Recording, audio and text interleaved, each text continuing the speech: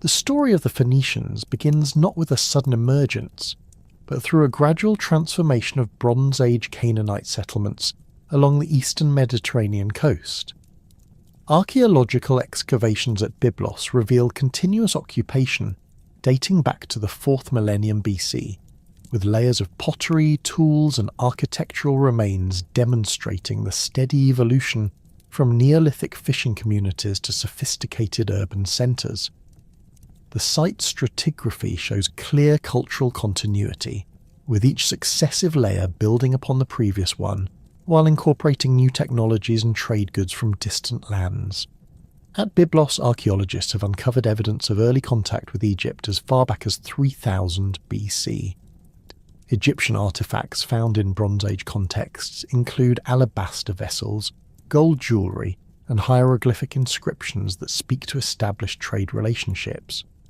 The famous Byblos syllabic script, discovered on bronze spatulas and stone monuments, represents one of the earliest attempts to adapt writing systems for local use.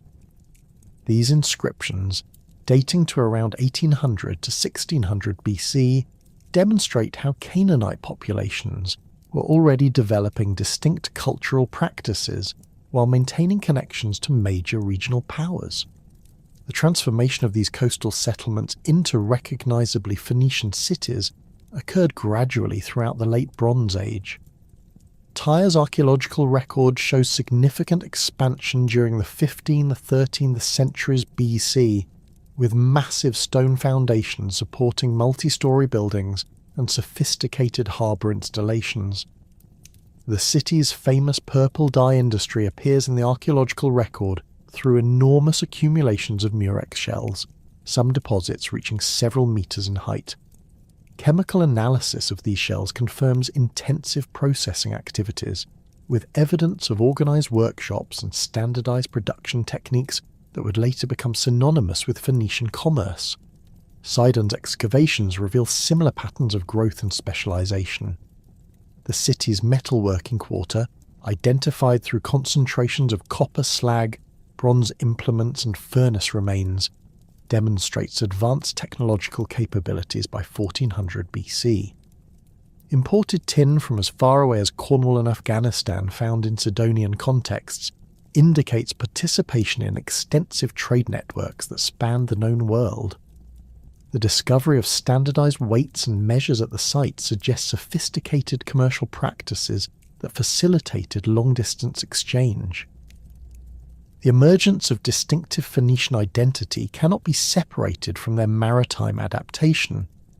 Unlike their inland Canaanite cousins, who remained primarily agricultural, the coastal populations developed increasingly sophisticated seafaring capabilities. Harbour installations at major sites show progressive improvement in design and scale. At Tyre, underwater archaeology has revealed massive stone blocks forming breakwaters and quays that could accommodate vessels of considerable size. These harbour works required coordinated labour and significant investment, indicating centralised authority and economic specialisation. The development of Phoenician shipbuilding technology drew upon centuries of coastal navigation experience. Archaeological evidence from shipwrecks dating to the Late Bronze Age shows vessels constructed with cedar planks joined by mortise and tenon joints, a technique that provided both flexibility and strength for open sea navigation.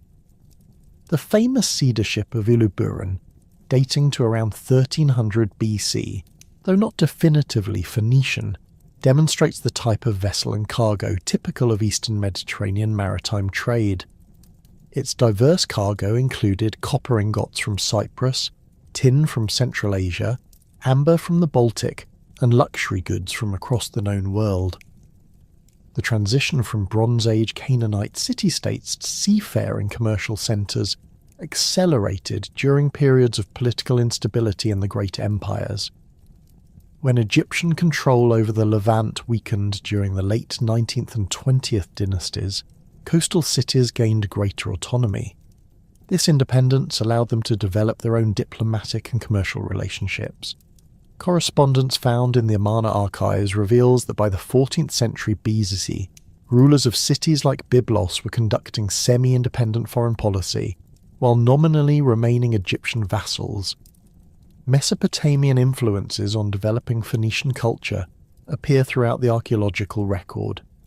Cylinder seals, cuneiform tablets, and Mesopotamian-style pottery found at Phoenician sites indicate regular contact with Babylonian and Assyrian merchants. The adoption of certain religious practices, architectural techniques, and administrative systems from Mesopotamia helped shape the distinctive synthesis that characterized mature Phoenician civilization. However, these influences were selectively adopted and adapted to local conditions rather than wholesale cultural replacement. The Hittite Empire's expansion into Syria during the Late Bronze Age brought another major influence to bear on Phoenician development. Hittite texts mention tribute payments from coastal cities, indicating formal recognition of Hittite suzerainty. Archaeological evidence of Hittite influence includes distinctive pottery styles, metallurgical techniques, and architectural elements found at Phoenician sites. The collapse of Hittite power around 1200 BC created another opportunity for increased Phoenician autonomy and expansion of their maritime activities. Egyptian relationships with the emerging Phoenician cities were particularly complex and long-lasting. Egyptian texts from the Middle Kingdom period describe regular expeditions to obtain cedarwood from the Lebanese mountains, with Byblos serving as the primary port for this trade. The Egyptian name for Byblos, Kepen, became synonymous with high-quality wood and shipbuilding materials. Egyptian officials stationed at Phoenician ports oversaw these transactions, creating sustained cultural contact that influenced both civilizations. The tribute relationships between Phoenician cities and major empires were rarely simple subjugation. Archaeological evidence suggests these arrangements often resembled commercial partnerships, with tribute payments representing the cost of protection and market access rather than pure exploitation. Egyptian scarabs found in Phoenician contexts often bear the names of local rulers alongside Egyptian royal cartouches, suggesting recognized status within imperial hierarchies. Similarly, Mesopotamian texts describe Phoenician cities as allied or friendly, rather than conquered territories. Cultural exchanges resulting from these imperial relationships profoundly shaped Phoenician society. Egyptian influence appears in religious iconography, with local deities adopting attributes of Egyptian gods. The goddess Astarte, central to Phoenician religion, incorporated elements from Egyptian Isis and Hathor. Mesopotamian influences are visible in legal practices, with Phoenician law codes showing similarities to Babylonian precedents. These cultural borrowings were not passive adoption but active synthesis, creating distinctly Phoenician interpretations of foreign concepts. The geographic constraints of the Levantine coast fundamentally shaped Phoenician development.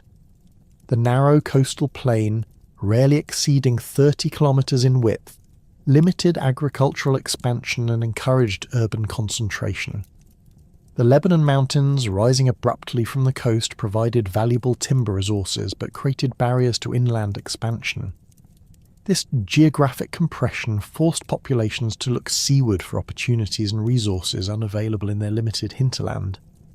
The coastline itself, with its natural harbours and offshore islands, provided ideal conditions for maritime development. Tyre's position on a defensible island connected to the mainland by a narrow causeway offered security while maintaining access to coastal resources. Sidon's harbour, protected by natural breakwaters, could accommodate large fleets while providing shelter from Mediterranean storms. These geographic advantages were enhanced through human engineering, with successive generations improving harbour facilities and expanding urban areas through land reclamation projects. The cedar forests of the Lebanese mountains represented perhaps the most valuable natural resource available to the Phoenicians. These forests provided timber for shipbuilding that was unmatched in quality throughout the ancient world. Cedarwood's resistance to decay and insect damage made it ideal for maritime construction, while its aromatic properties gave it religious and luxury value. Control of cedar resources provided Phoenician cities with a monopoly that ensured their integration into regional trade networks and diplomatic relationships. The concentration of population in coastal cities rather than dispersed agricultural settlements created unique social and economic conditions. Urban density fostered craft specialization, with entire neighborhoods devoted to specific industries. The purple dye workshops of Tyre, the metalworking quarters of Sidon, and the timber processing facilities of Byblos created concentrated expertise that enhanced productivity and quality. This urban concentration also facilitated the development of complex social hierarchies, with merchant classes gaining prominence alongside traditional warrior elites. Maritime orientation fundamentally altered Phoenician social structures compared to their inland neighbours. Success in sea trade required different skills and resources than agricultural production or territorial conquest. Navigation knowledge, commercial networks, and shipbuilding expertise became sources of wealth and power. Families controlling these resources formed new elite classes whose interests often differed from traditional landed aristocracies. This maritime focus created more flexible and adaptive social structures capable of responding to changing commercial opportunities. The development of standardized weights, measures, and currency systems reflects the practical requirements of extensive maritime commerce. Archaeological finds show remarkable consistency in weight standards across Phoenician sites, facilitating trade relationships across vast distances. The adoption of precious metal standards for large transactions, evidenced by hoards of silver ingots and jewellery, provided the flexibility needed for international commerce. These commercial innovations would later influence monetary systems throughout the Mediterranean world. The collapse of Bronze Age empires around 1200 BC created unprecedented opportunities for the coastal Canaanite cities to assert their independence and develop the distinctive political structures that would define Phoenician civilization. The withdrawal of Egyptian garrisons, the fragmentation of Hittite authority, and the disruption of Mesopotamian trade routes left a power vacuum that enterprising merchant rulers quickly filled. Archaeological evidence from this transitional period shows dramatic changes in settlement patterns, with coastal cities expanding their territories, while inland sites often show signs of abandonment or decline. The political organisation that emerged in Phoenician cities represented a unique fusion of traditional Near Eastern monarchy with commercial pragmatism. Unlike the divine kingship models of Egypt or Mesopotamia, Phoenician rulers derived their authority primarily from their success in maritime trade and their ability to maintain profitable relationships with foreign powers. Inscriptions from Tyre dating to the 10th century BC describe King Hiram not as a divine figure but as builder of temples and establisher of trade routes, emphasizing his practical achievements rather than supernatural status. The monarchical system in Tyre developed sophisticated administrative structures to manage the city's expanding commercial empire. Palace archives discovered in recent excavations reveal a complex bureaucracy with specialized officials overseeing different aspects of trade and governance. The Rab Karum, or chief merchant, held responsibility for organizing trading expeditions and maintaining commercial relationships with foreign cities. Below this position, various officials managed specific commodities. Cedar wood, purple dye, metalwork and glass production each had dedicated administrators who reported directly to the king. Sidon's political structure showed similar characteristics but with important variations, reflecting the city's particular economic focus. Sidonian kings bore the title MLK, the same word used throughout Canaanite cultures, but their actual power derived from control over the city's metalworking industries and silver trade routes. A bilingual inscription from the 9th century BC describes King Eshmanazar as king of the Sidonians, son of King Tabnit, but the accompanying Phoenician text emphasises his role in expanding Sidon's commercial territories and establishing new trading posts along the Mediterranean coast. The monarchy at Byblos retained closer connections to traditional religious authority than its southern neighbours. Kings of Byblos continued to serve as high priests of the city's patron deity El, and their royal inscriptions frequently emphasise their role in temple construction and religious festivals. However, even at Byblos, commercial success remained the practical foundation of royal power. King Ahiram's famous sarcophagus, dating to around 1000 BC, bears inscriptions that threaten divine punishment for disturbing his tomb, but the sarcophagus itself demonstrates the wealth accumulated through trade, with its intricate carvings depicting scenes of royal banqueting and tribute presentation. Arwad's insular position created unique political challenges and opportunities. The city's location on an island roughly 3 kilometres from the mainland coast provided natural defence, but required constant maintenance of relationships with mainland territories to secure food supplies and raw materials. Arwadian kings developed a distinctive system of dual administration, with royal governors managing mainland territories, while the king himself remained on the island to oversee maritime operations. This arrangement allowed Arwad to maintain political independence while exercising economic control over a much larger territory. The economic foundations supporting these political structures rested primarily on the Phoenicians' mastery of luxury production and long-distance trade. The purple dye industry, centred at Tyre, represented perhaps the most profitable and prestigious of these enterprises. The process of extracting dye from murex shells required enormous quantities of raw materials. Approximately 12,000 shells were needed to produce just 1.5 grams of dye, and sophisticated knowledge of chemical processing techniques. Archaeological excavations at Tyre's industrial quarter have revealed massive installations for crushing shells, extracting the dye-producing glands, and processing the resulting liquid through various stages of fermentation and concentration. The workshops producing Tyrian purple operated on an industrial scale that was unprecedented in the ancient world. Excavated facilities show evidence of standardized production techniques, with uniform crushing stones, standardized vats for processing different stages of dye production, and specialized tools for handling the toxic and foul-smelling materials involved. The workshops employed hundreds of workers, from shell collectors who dove for murex in the Mediterranean to skilled dyers who understood the complex chemical processes required to produce different shades of purple. The most prized variety, known as royal purple, required precise timing and temperature control that only master craftsmen possessed. Cedarwood trade represented another pillar of Phoenician prosperity, with Lebanese forests providing timber that was unmatched in quality throughout the ancient Near East.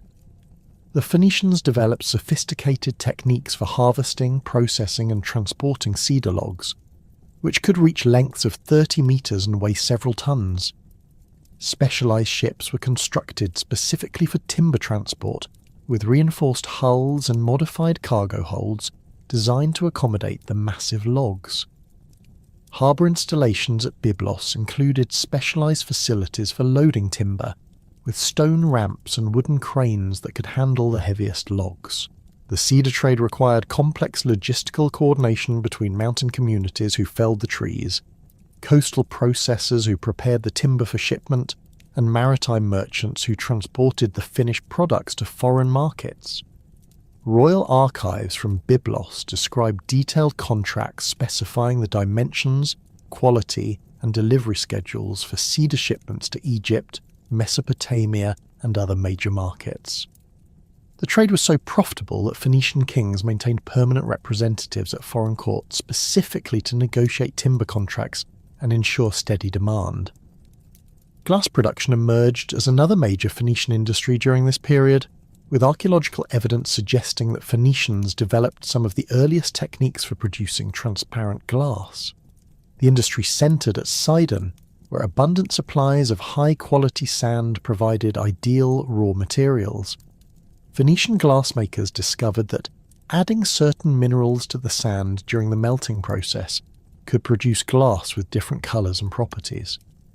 Their workshops produced everything from simple vessels for everyday use to elaborate decorative objects that commanded high prices in foreign markets. The technical knowledge required for glass production was closely guarded by craftsmen's guilds, with techniques passed down through family lines over generations. Archaeological analysis of glass fragments from Phoenician sites reveals consistent chemical compositions that indicate standardized production methods. The Phoenicians developed specialized furnaces capable of reaching temperatures exceeding 1000 degrees Celsius, along with tools for shaping molten glass into complex forms. Their innovations in glass production would later spread throughout the Mediterranean world, but during this early period, Phoenician cities maintained virtual monopolies on high-quality glass goods. Metalworking represented perhaps the most technically sophisticated of Phoenician industries. Workshops at Sidon produced bronze objects of exceptional quality, combining copper from Cyprus with tin imported from as far away as Spain and Britain. The alloy ratios used in Phoenician bronze work show remarkable consistency, indicating precise knowledge of metallurgical principles. Archaeological excavations have revealed specialized furnaces, crucibles and molds that demonstrate advanced casting techniques capable of producing complex objects with intricate decorative details. Silverworking reached particular heights of sophistication in Phoenician cities. Craftsmen developed techniques for purifying raw silver ore, creating alloys with specific properties, and working the metal into elaborate decorative objects. The famous silver bowls found in Assyrian palaces, many bearing Phoenician inscriptions, demonstrate the high regard in which Phoenician metalwork was held throughout the ancient world. These bowls feature complex scenes combining Egyptian, Mesopotamian, and distinctly Phoenician artistic elements, showing how Phoenician craftsmen synthesized foreign influences into their own distinctive styles. Religious practices in Phoenician cities reflected the same cosmopolitan influences that characterized their commercial activities. The pantheon worshipped in Phoenician cities combined traditional Canaanite deities with foreign gods encountered through trade relationships. Baal, the storm god who controlled weather patterns crucial for maritime activities, held particular importance in coastal cities. Archaeological evidence from temples dedicated to Baal shows that worshippers offered model ships, anchors, and other maritime equipment, seeking divine protection for sea voyages. The goddess Astarte occupied a central position in Phoenician religious life, serving as patron of fertility, warfare, and maritime activities. Her temples, particularly the great sanctuary at Sidon, received offerings from throughout the Phoenician world. Inscriptions describe elaborate festivals in her honour, with processions, sacrificial ceremonies, and ritual prostitution that attracted pilgrims from distant cities. The temple complex at Sidon covered several hectares and included workshops, storage facilities, and residential quarters for priests and temple personnel. Melkort, the patron deity of Tyre, represented the divine aspect of kingship and commercial success. His cult combined traditional Canaanite elements with influences from Mesopotamian and Egyptian religious practices. The annual festival of Melkort's resurrection, celebrated in early spring, involved elaborate ceremonies that symbolically renewed the king's authority and blessed the coming year's trading expeditions. Archaeological excavations at Melkort's temple in Tyre have revealed evidence of animal sacrifices, including cattle, sheep, and exotic animals obtained through trade networks. The question of child sacrifice in Phoenician religious practices remains one of the most controversial aspects of their culture. Archaeological evidence from sites like the Tophet at Carthage provides clear proof that child sacrifice occurred in later Phoenician colonies, but evidence from the homeland cities is more ambiguous. Excavations at Phoenician temples have uncovered infant burials, but determining whether these represent sacrificial victims or natural deaths remains challenging. Classical sources, particularly Roman authors, describe Phoenician child sacrifice in vivid detail, but these accounts may reflect anti-Phoenician propaganda rather than accurate reporting. The social structure of Phoenician cities reflected their commercial orientation and cosmopolitan character. At the apex stood the merchant elite, families whose wealth derived from control of major trading enterprises and relationships with foreign markets. These families often intermarried with royal dynasties, creating networks of political and economic alliance that extended across multiple cities. Archaeological evidence of their wealth appears in elaborate tombs, luxury goods, and residential quarters with sophisticated architectural features. Below the merchant elite, a substantial middle class of skilled artisans, ship captains, and specialized traders formed the backbone of Phoenician society. These individuals possessed technical knowledge and commercial connections that made them valuable to the ruling elite while maintaining some degree of economic independence.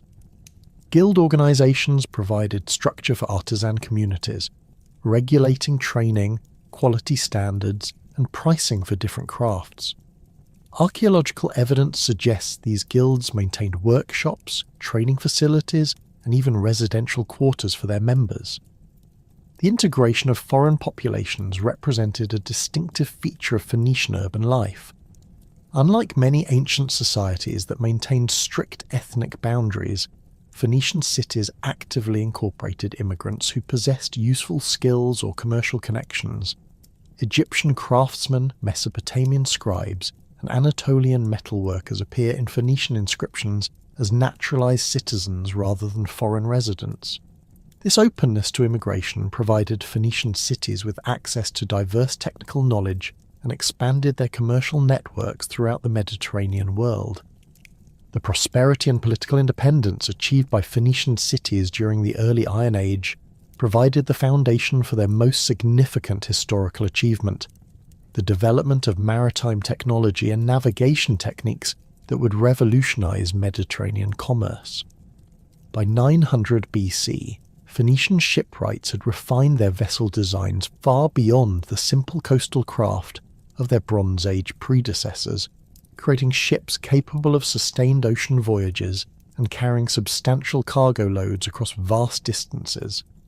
The evolution of Phoenician ship construction represented centuries of accumulated maritime experience translated into practical engineering solutions.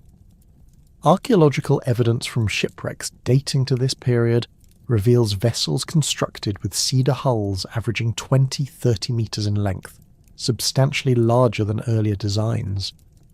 The ships featured distinctive curved prows carved with protective symbols, typically representations of horses' heads or divine eyes believed to guide vessels safely through dangerous waters.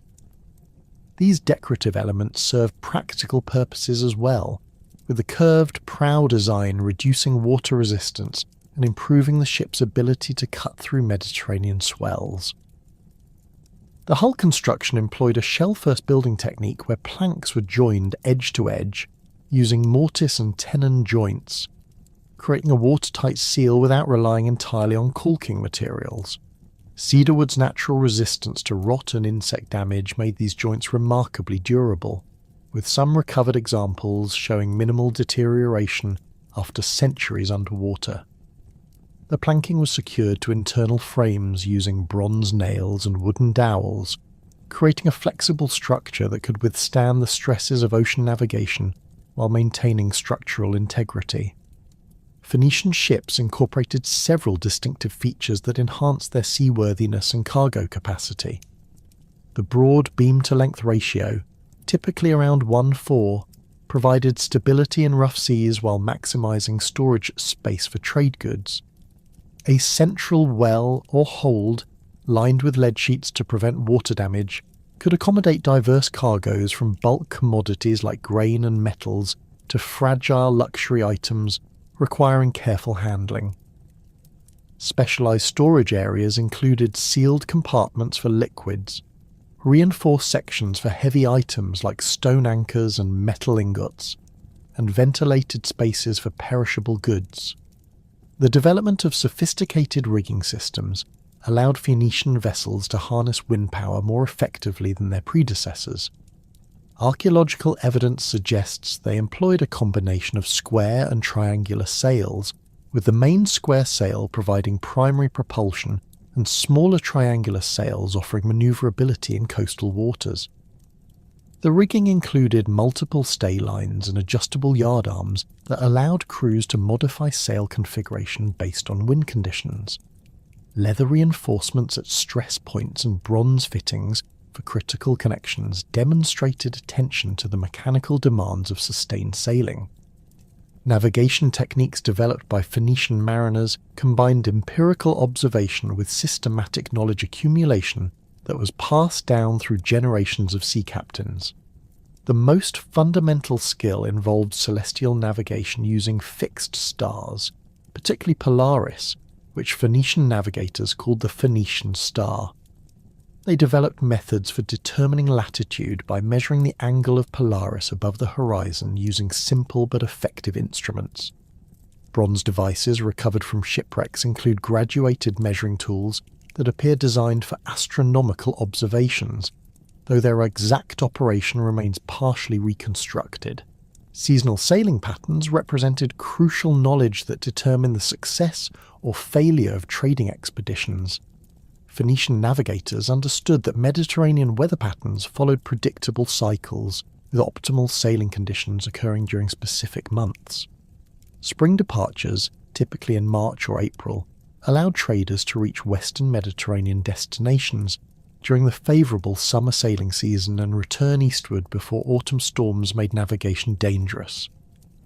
Winter voyages were generally avoided except for emergency situations, as Mediterranean storms during this period could easily overwhelm even well-constructed vessels. Coastal navigation relied on detailed knowledge of landmarks, water depths, and harbour approaches that was accumulated through centuries of maritime experience. Phoenician pilots developed mental maps of Mediterranean coastlines that included information about safe anchorages, fresh water sources, and potential hazards like submerged rocks or treacherous currents. This knowledge was closely guarded professional information, passed from master navigators to apprentices through years of practical training. Some evidence suggests that written sailing directions existed, though no complete examples have survived to modern times. The establishment of trading networks spanning from the Strait of Gibraltar to the Black Sea represented the practical application of these advanced maritime capabilities. Phoenician merchants created commercial relationships that connected diverse regional economies, facilitating the exchange of raw materials, manufactured goods, and luxury items across unprecedented distances. The scale and complexity of these networks required sophisticated organizational systems, standardized commercial practices, and diplomatic relationships with numerous foreign powers. Trade routes to the western Mediterranean developed gradually as Phoenician explorers pushed beyond the traditional boundaries of Bronze Age commerce. The journey to southern Spain, rich in silver deposits, required navigation skills and vessel capabilities that had not existed in earlier periods. Archaeological evidence from Spanish sites shows Phoenician presence by the 9th century BC, with settlements at locations chosen specifically for their access to mineral resources and their suitability as bases for further exploration. The silver obtained from Spanish mines became a cornerstone of Phoenician prosperity, providing the precious metal that facilitated commercial transactions throughout their trading network. The northern routes to the Black Sea opened access to grain supplies from the fertile regions around the Sea of Azov and the lower Danube River. These routes required passage through the Dardanelles and Bosporus, narrow waterways controlled by local populations who demanded tribute or trading privileges in exchange for safe passage.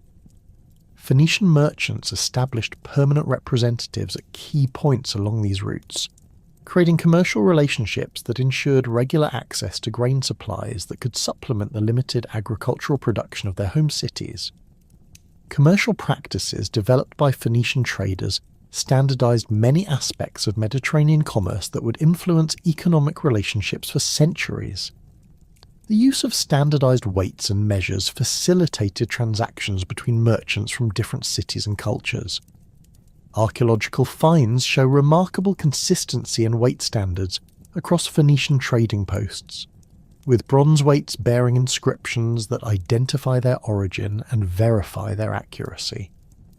These standards were maintained through regular calibration against master weights kept at major commercial centres. Credit arrangements and commercial partnerships allowed Phoenician merchants to finance large-scale trading expeditions without requiring immediate payment for all goods exchanged. Cuneiform tablets from Mesopotamian archives describe complex commercial agreements where Phoenician merchants received goods on credit, transported them to distant markets, and returned with payment in precious metals or other valuable commodities. These arrangements required legal frameworks that could enforce contracts across vast distances and different legal systems, leading to the development of commercial law that transcended local jurisdictions. The establishment of trading posts and permanent settlements represented a fundamental shift from simple commercial exchange to territorial expansion and colonial administration. Unlike earlier trading relationships that involved temporary visits to foreign markets, Phoenician expansion created permanent communities that served as bases for ongoing commercial operations and launching points for further exploration. The selection of sites for these settlements reflected careful consideration of strategic and economic factors. Carthage, founded according to traditional dating in 814 BC, exemplified the Phoenician approach to colonial settlement. The site chosen for the new city offered an excellent natural harbour protected by offshore islands, access to fertile agricultural land in the Tunisian interior, and a strategic position controlling maritime traffic between the eastern and western Mediterranean basins. Archaeological excavations at early Carthage reveal planned urban development with specialised quarters for different activities, residential areas for colonists, industrial zones for craft production, commercial districts near the harbour, and religious precincts dedicated to Phoenician deities. The founding of Carthage involved substantial investment in infrastructure and urban planning that demonstrated sophisticated organisational capabilities. Harbour installations included artificial breakwaters constructed from massive stone blocks, quays designed to accommodate large merchant vessels, and specialised facilities for ship maintenance and repair. The city's water supply system channeled fresh water from inland sources through underground aqueducts, while drainage systems managed sewage and storm runoff. These engineering projects required coordinated labour forces and technical expertise that was transferred from the mother cities in the Levant.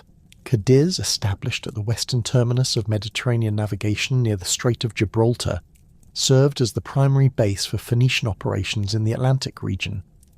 The settlement's location on a defensible island provided security while offering access to the silver-rich regions of southern Spain.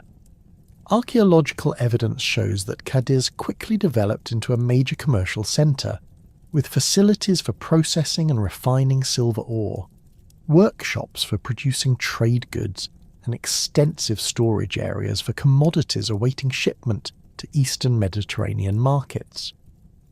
The network of smaller trading posts established throughout the Mediterranean followed patterns that reflected both commercial opportunities and strategic considerations. Sites were typically chosen for their harbour facilities, access to local resources, or position along major shipping routes. Many of these settlements began as seasonal camps where merchants could shelter during winter months or repair vessels damaged during long voyages. Over time, successful locations attracted permanent populations and developed into self-sustaining communities.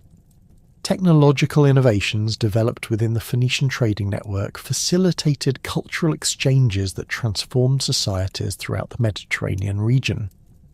The spread of ironworking technology represented one of the most significant of these transfers, as Phoenician merchants carried knowledge of iron production techniques from regions where the technology was well established to areas where it remained unknown or primitive. Archaeological evidence shows that iron tools and weapons appeared at sites throughout the Western Mediterranean during the same period that Phoenician trading activities intensified. The transmission of ironworking knowledge required more than simple trade in finished products. Effective iron production demanded understanding of ore selection, furnace construction, temperature control, and forging techniques that could only be acquired through direct instruction and practical experience. Phoenician settlements included metalworking specialists who established workshops in colonial locations, training local populations in iron production methods while adapting techniques to local ore sources and fuel supplies. This technology transfer created economic opportunities for local communities while expanding the supply of iron tools and weapons available to Phoenician traders. Agricultural techniques spread through Phoenician networks contributed to increased food production in many Mediterranean regions. The introduction of new crop varieties, irrigation methods, and cultivation practices improved agricultural yields and diversified food supplies. Phoenician traders carried seeds and cuttings of valuable plants between different climate zones, establishing olive groves in regions previously unfamiliar with olive cultivation and introducing grain varieties adapted to different growing conditions.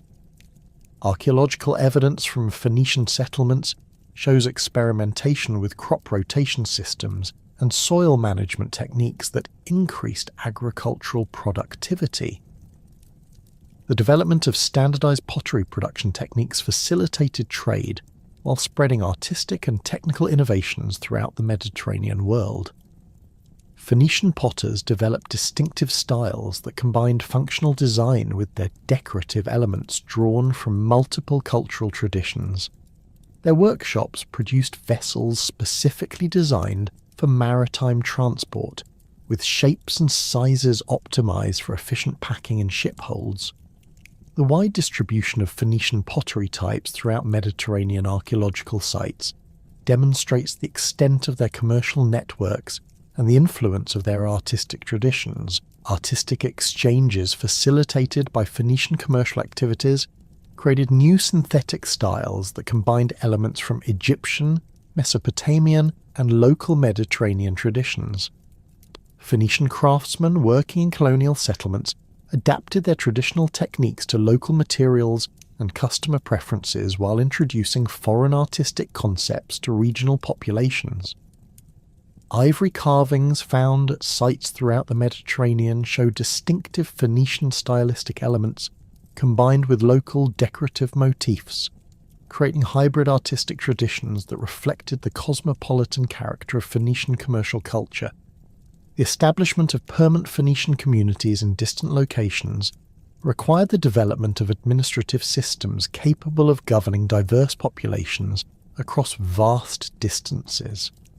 Colonial administrators needed to balance the commercial interests of their home cities with the practical requirements of managing local populations and resources. Archaeological evidence suggests that Phoenician colonies maintained considerable autonomy in day-to-day governance while remaining connected to their founding cities through commercial relationships and religious ties. The governance of Phoenician colonies required careful attention to maintaining cultural and religious connections with their founding cities while adapting to local conditions and populations. This administrative challenge became even more complex when considering the development and spread of what would become their most enduring contribution to world civilization, the alphabetic writing system. The evolution of Phoenician script from earlier Proto-Canaanite writing systems represented a revolutionary simplification that would fundamentally transform human communication and record-keeping capabilities. The Proto-Canaanite script from which the Phoenician alphabet developed had emerged around 1700 BC as a simplified adaptation of Egyptian hieroglyphics. Archaeological evidence from sites like Sarabit el-Qadim in the Sinai Peninsula shows early attempts by Canaanite workers to create a writing system that could represent their language using a reduced set of symbols. These early inscriptions, found carved into rock faces and mining equipment, demonstrate the practical origins of alphabetic writing among people who needed efficient methods for recording information but lacked access to the extensive scribal training required for complex writing systems. The transformation from Proto-Canaanite script to the mature Phoenician alphabet occurred gradually over several centuries, with archaeological evidence showing progressive standardization and simplification of letter forms. Inscriptions from Byblos dating to around 1200 BC reveal a writing system that retained some pictographic elements while moving toward purely phonetic representation. The famous Ahiram sarcophagus inscription, carved around 1000 BC, displays letter forms that are recognizably ancestral to later Phoenician script, while maintaining decorative elements that suggest the system's pictographic origins. The mature Phoenician alphabet that emerged by 900 BC consisted of 22 consonantal letters, each representing a single sound rather than a syllable or concept. This radical simplification eliminated the hundreds of symbols required by cuneiform or hieroglyphic systems, reducing the basic writing toolkit to a manageable set that could be learned by individuals without extensive scribal training. Archaeological analysis of Phoenician inscriptions shows remarkable consistency in letter forms across different cities and time periods, indicating systematic standardization that facilitated communication across their commercial network. The mechanics of Phoenician alphabetic writing reflected practical considerations that made it ideally suited for commercial applications. Unlike cuneiform, which required specialized clay tablets and styluses, or Egyptian hieroglyphics, which demanded expensive papyrus and complex pigments, Phoenician script could be written on various materials using simple tools. Inscriptions appear on stone monuments, metal objects, pottery, sherds, and perishable materials like leather and papyrus. The linear nature of the letters made them suitable for carving into hard materials, while their simplified forms allowed rapid writing on soft surfaces. The absence of vowel markings in Phoenician script initially appears to modern observers as a limitation, but this characteristic actually enhanced the system's flexibility for representing related languages. Semitic languages share consonantal roots that carry basic meaning, with vowel patterns indicating grammatical relationships. A Phoenician merchant could write the consonants of a word, and readers speaking related languages could supply appropriate vowels based on context. This feature made Phoenician script useful for international commerce, where traders needed to communicate with speakers of various Semitic dialects. Archaeological evidence demonstrates that Phoenician merchants used their writing system extensively for commercial record keeping. Ostraka found at trading sites throughout the Mediterranean contain lists of goods, quantities, and prices written in Phoenician script. These commercial documents reveal sophisticated accounting practices that tracked inventory, recorded transactions, and calculated profits across multiple trading ventures.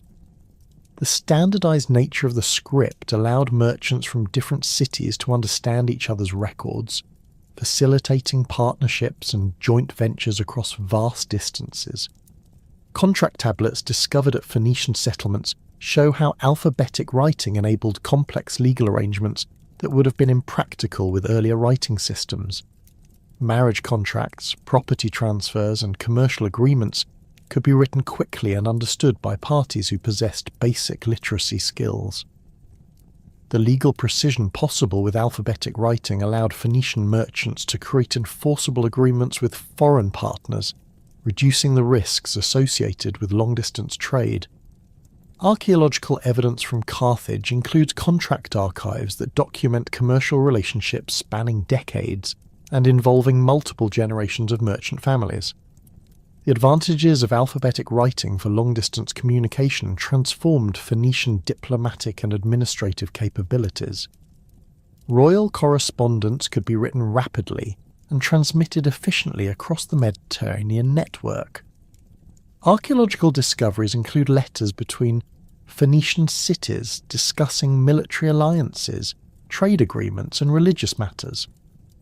The The speed and economy of alphabetic writing made regular correspondence practical, allowing colonial administrators to maintain contact with their home cities and coordinate activities across their expanding territories. The transmission of the Phoenician alphabet to other cultures began through the same commercial networks that spread Phoenician goods and technologies.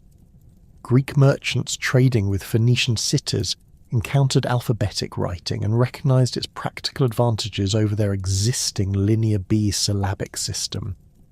Archaeological evidence from 8th century Greek sites shows early Greek alphabetic inscriptions that closely follow Phoenician letter forms while adapting the system to represent Greek phonetic requirements. The Greek adaptation of Phoenician script involved crucial innovations that enhanced the system's versatility. Greek scribes converted several Phoenician consonantal letters that represented sounds absent from Greek into vowel markings, creating the first true alphabet that systematically represented both consonants and vowels. This modification made the writing system accessible to speakers of Indo-European languages whose grammatical structures differed significantly from Semitic patterns. Archaeological evidence shows that this Greek innovation occurred rapidly, with fully voweled Greek inscriptions appearing within generations of the first Greek contact with Phoenician script. The spread of Greek alphabetic writing throughout the Mediterranean world carried Phoenician innovations to populations that had never encountered the original script. Greek colonies established throughout southern Italy and Sicily introduced alphabetic writing to local populations, who adapted it for their own languages. The Etruscan alphabet, derived from Greek models, shows clear traces of its Phoenician ancestry, while incorporating modifications suited to Etruscan phonetic requirements. Archaeological inscriptions demonstrate how each successive adaptation refined the system's ability to represent different linguistic structures. Roman adoption of alphabetic writing through Etruscan intermediaries created the foundation for the most widely distributed writing system in human history. Early Latin inscriptions show letter forms that can be traced through Etruscan and Greek adaptations back to Phoenician originals. Roman administrative needs drove further standardization and systematization of alphabetic writing, with official inscriptions establishing letter forms and spelling conventions that would influence European writing for millennia.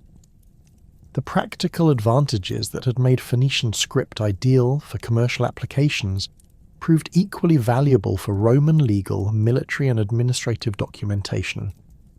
The impact of alphabetic writing on literacy rates throughout the ancient Mediterranean represents one of the most significant social transformations of the Iron Age.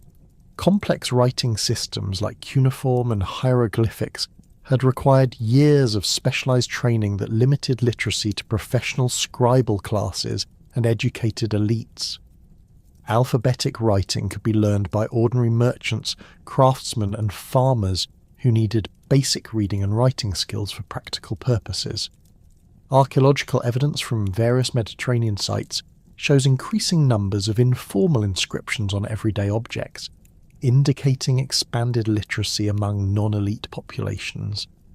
Administrative applications of alphabetic writing transformed governance capabilities throughout the Mediterranean world. Tax records, legal codes, and military rosters could be maintained more efficiently using alphabetic script than earlier systems. Archaeological discoveries include administrative archives from various cultures that show systematic record-keeping practices derived ultimately from Phoenician commercial innovations. The ability to maintain detailed written records enabled more sophisticated forms of government administration and legal systems that could manage increasingly complex societies. The preservation and transmission of cultural knowledge benefited enormously from the efficiency of alphabetic writing systems. Religious texts, historical records, and technical knowledge could be recorded more easily and copied more accurately using alphabetic script. Archaeological evidence includes religious inscriptions, legal codes, and technical manuals written in various alphabetic scripts throughout the Mediterranean region. The reduced cost and complexity of alphabetic writing made books and written documents accessible to broader populations, facilitating the spread of ideas and knowledge across cultural boundaries. Scientific and technical knowledge transmission accelerated through alphabetic writing systems that made detailed instructions and observations easier to record and share. Archaeological evidence includes technical manuals, astronomical observations, and medical texts written in alphabetic scripts that show how practical knowledge spread throughout the Mediterranean world. The precision possible with alphabetic writing allowed technical specialists to document complex procedures and share innovations across vast distances, contributing to technological advancement throughout the region. The standardization of commercial practices across the Mediterranean world reflected the unifying influence of alphabetic writing systems derived from Phoenician innovations. Merchants using related alphabetic scripts could communicate effectively despite speaking different languages, facilitating trade relationships that transcended cultural boundaries.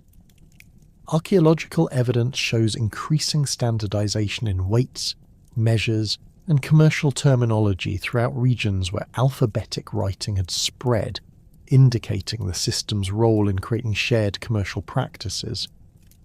Educational practices transformed throughout the Mediterranean world as alphabetic writing made literacy accessible to broader populations.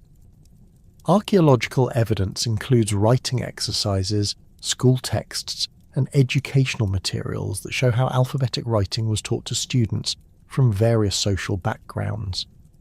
The democratization of literacy enabled by alphabetic systems created more educated populations capable of participating in complex economic, political and cultural activities that had previously been limited to scribal elites. The influence of Phoenician alphabetic innovations extended far beyond the Mediterranean basin through subsequent cultural transmissions and adaptations. The Aramaic script derived from Phoenician models became the standard writing system throughout the Persian Empire, carrying alphabetic principles across the ancient Near East. Archaeological evidence shows Aramaic inscriptions from India to Egypt, demonstrating how Phoenician innovations influenced writing systems across vast regions of the ancient world. The development of Arabic script from Aramaic intermediaries carried Phoenician alphabetic principles into medieval and modern Islamic civilization. The efficiency and flexibility that had made Phoenician script valuable for ancient Mediterranean commerce proved equally advantageous for Islamic administrative, legal, and religious applications. Modern Arabic writing retains the consonantal structure and right-to-left direction of its Phoenician ancestors, while incorporating modifications suited to Arabic linguistic requirements. The revolutionary impact of Phoenician alphabetic writing created the intellectual infrastructure that would enable their most ambitious colonial venture, the establishment of Carthage as an independent power capable of rivaling the greatest empires of the ancient world. According to Timaeus of Tauromenium, whose chronology became the standard ancient dating system, Carthage was founded in 814 BC by Elissa, better known to history as Dido, a Tyrian princess whose flight from political persecution in her homeland led to the creation of what would become the Western Mediterranean's dominant maritime empire. The historical Elissa emerges from fragmentary sources as a member of Tyre's royal family during a period of intense political instability in the late 9th century BC. Contemporary Assyrian records describe increasing pressure on Phoenician cities as Shalmaneser III and his successors demanded ever higher tribute payments while restricting the commercial activities that generated the wealth needed to meet these demands. Archaeological evidence from Tyre during this period shows signs of economic stress, with reduced construction activity and simplified pottery production suggesting declining prosperity. Within this context of external pressure and internal competition for limited resources, conflicts within Tyre's ruling elite became increasingly violent. Elissa's departure from Tyre involved substantial planning and resources that indicate she commanded significant political support despite her eventual exile. Later sources describe her as the widow of Akerbas, a high priest whose wealth derived from temple treasures and commercial investments. When Alyssa's brother Pygmalion murdered Acerbus to seize control of these assets, she organised a faction of nobles and merchants who shared her opposition to his rule. Archaeological evidence suggests this political crisis occurred during a period when Assyrian pressure on Phoenician cities was intensifying, making internal stability crucial for survival. The expedition that established Carthage represented a carefully planned colonial venture rather than desperate flight from persecution. Alyssa's supporters included experienced merchants, skilled craftsmen, and maritime specialists whose expertise would prove essential for establishing a successful settlement. The fleet that departed Tyre carried not only the human resources needed for colonization, but also the tools, equipment, and precious metals necessary for establishing commercial operations in a new location. Archaeological excavations at early Carthage reveal evidence of planned urban development that required substantial initial investment and technical knowledge. The site selected for Carthage demonstrated sophisticated understanding of strategic and commercial considerations that would determine the settlement's long-term success. The location on the North African coast offered several crucial advantages: a naturally protected harbour suitable for large vessels, fertile agricultural land capable of supporting a substantial population, and a strategic position controlling maritime traffic between the eastern and western Mediterranean basins. The harbour complex included two separate anchorages, with a circular military harbour designed for warships and a rectangular commercial harbour equipped with facilities for merchant vessels. The defensive advantages of Carthage's location became apparent through its topographical features and subsequent urban development. The city occupied a peninsula extending into the Mediterranean, with water providing natural protection on three sides. The landward approach crossed a narrow isthmus that could be easily fortified and defended against hostile forces. Archaeological evidence shows that early Carthaginian settlers immediately began constructing defensive works, including walls, ditches, and fortified gates that controlled access to the city. These fortifications were repeatedly expanded and strengthened over subsequent centuries as Carthage's wealth and strategic importance grew. Early Carthaginian society reflected the cosmopolitan character typical of Phoenician commercial centres, while adapting to the specific challenges of colonial settlement in North Africa. The initial population consisted primarily of Tyrian exiles and their supporters, but archaeological evidence indicates rapid incorporation of local Berber populations who possessed essential knowledge about regional conditions, agricultural techniques, and trade routes extending into the African interior. This integration created a distinctive Carthaginian identity that combined Phoenician traditions with North African influences. The development of Carthage's political system represented an evolution from traditional Phoenician monarchy toward a more complex republican structure that balanced competing interests within the colonial community. Unlike the hereditary kingship that characterized the homeland cities, Carthaginian governance incorporated institutional checks on executive power that reflected the diverse backgrounds and interests of the colonial population. The Sufates, or chief magistrates, served as the primary executive officers, typically elected for one-year terms and responsible for military command, diplomatic relations, and commercial policy. The Sufates operated within a governmental framework that included several other important institutions designed to prevent concentration of power in individual hands. The Council of Elders, composed of former magistrates and leading citizens, served as an advisory body with significant influence over policy decisions. Archaeological evidence from Carthage's civic centre includes meeting halls and administrative buildings that suggest formal procedures for governmental deliberation and decision-making. Inscriptions describe various officials with specialised responsibilities: military commanders, harbour masters, tax collectors, and judges who administered legal proceedings according to established procedures. The Popular Assembly provided a mechanism for broader citizen participation in Carthaginian governance. though the extent of this participation varied considerably over time and circumstances. During periods of military crisis or major policy debates, the assembly could override decisions made by the Sufetes and Council of Elders.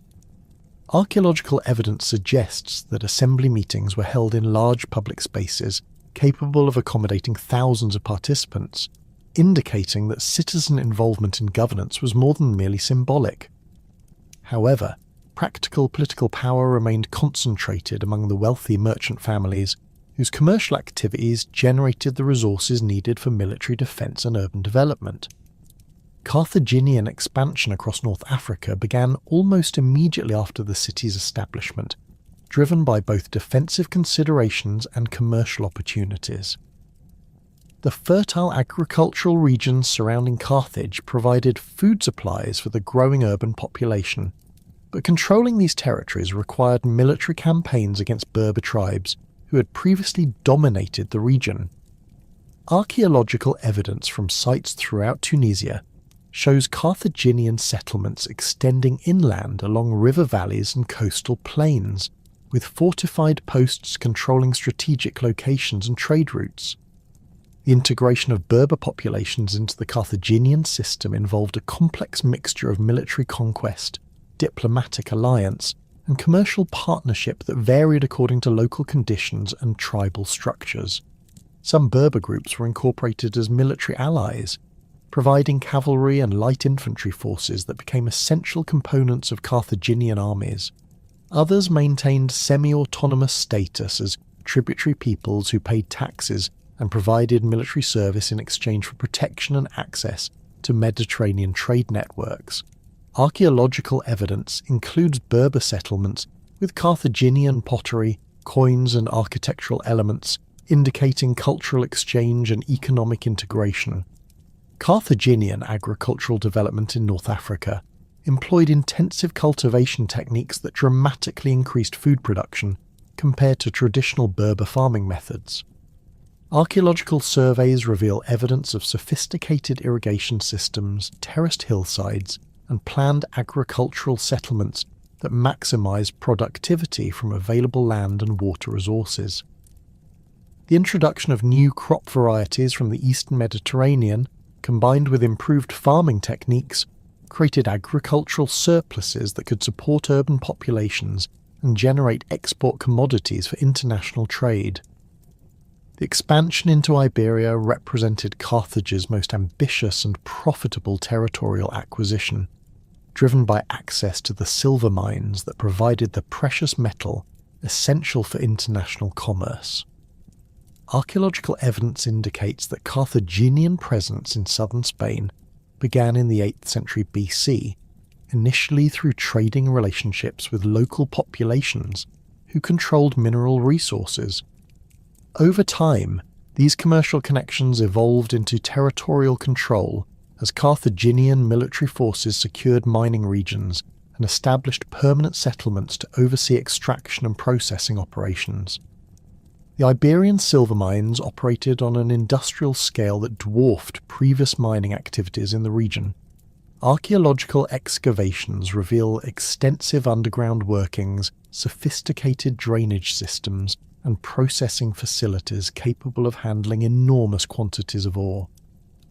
The mining operations employed thousands of workers, including slaves captured in military campaigns, local labourers working under Carthaginian supervision, and skilled specialists responsible for technical aspects of extraction and refinement. The silver produced in these mines provided Carthage with the financial resources needed to maintain military forces, construct public works, and finance further territorial expansion. Carthaginian control over Western Mediterranean trade routes developed through a combination of commercial innovation, diplomatic negotiation, and military enforcement that created a maritime empire spanning from Gibraltar to Sicily. The strategic location of Carthage enabled its merchants to control traffic passing between the eastern and western Mediterranean basins, while colonial settlements at key points along major shipping routes provided bases for commercial operations and naval patrols. Archaeological evidence from trading posts throughout the Western Mediterranean shows standardized Carthaginian pottery, weights, and coins that indicate systematic commercial organization. The development of Carthaginian naval power reflected both the commercial requirements of protecting merchant shipping and the military necessities of territorial defense and expansion. Archaeological remains of Carthaginian warships reveal vessels specifically designed for combat rather than cargo transport, with reinforced hulls, bronze ram attachments for ramming enemy ships, and specialized equipment for marine warfare. The circular military harbour at Carthage could accommodate over 200 warships, indicating naval forces of unprecedented size for the Western Mediterranean region. Carthaginian economic dominance extended beyond simple control of trade routes to include systematic development of agricultural estates throughout their North African territories. These estates employed slave labour on a massive scale, with archaeological evidence indicating plantation-style agriculture focused on producing export crops like grain, olive oil, and wine for Mediterranean markets. The agricultural surplus generated by these estates provided food security for Carthaginian urban populations, while creating additional export commodities that enhanced the city's commercial wealth. The social structure that developed in Carthage reflected the diverse origins of its population and the commercial focus of its economy. At the apex stood the merchant aristocracy, families whose wealth derived from control of major trading enterprises, mining operations, and agricultural estates. These families dominated political offices, military commands, and religious positions, while maintaining extensive international connections through commercial partnerships and diplomatic relationships. Archaeological evidence of their wealth appears in elaborate residential quarters, luxury goods, and monumental tombs that rivaled those of contemporary kings and emperors. Below the merchant elite, a substantial middle class of skilled artisans, ship captains, and commercial agents formed the backbone of Carthaginian society. These individuals possessed specialized knowledge and professional skills that made them valuable to the ruling elite, while providing opportunities for social advancement through successful commercial ventures. Guild organizations regulated various crafts and trades, maintaining quality standards and training systems that preserved technical knowledge across generations. Archaeological evidence suggests these guilds possess significant economic influence and political representation within Carthaginian governmental institutions. The lowest levels of Carthaginian society included free labourers, foreign residents, and the enormous slave population that provided much of the manual labour for mining, agriculture, and urban construction projects. Slaves were acquired through military campaigns, commercial transactions, and tribute payments from subject peoples throughout the Carthaginian Empire. Archaeological evidence indicates that slave conditions varied considerably depending on their skills and occupations, with some achieving positions of responsibility and even eventual freedom, while others endured harsh conditions in mines and agricultural estates. The religious significance of Tanit's cult extended far beyond spiritual matters to encompass the political and military foundations of Carthaginian power. Her temple complex served as the repository for state treasures, the venue for important diplomatic ceremonies, and the symbolic centre of Carthaginian identity throughout their expanding territories. However, by 800 BC, this carefully constructed world of Phoenician commercial dominance and colonial expansion faced unprecedented challenges from rising imperial powers whose military capabilities and territorial ambitions would fundamentally alter the balance of power throughout the ancient Near East. The Assyrian Empire under Tiglath-Pileser III represented a new type of military organization that combined professional standing armies with systematic siege warfare techniques specifically designed to overcome the defensive advantages that had previously protected Phoenician cities.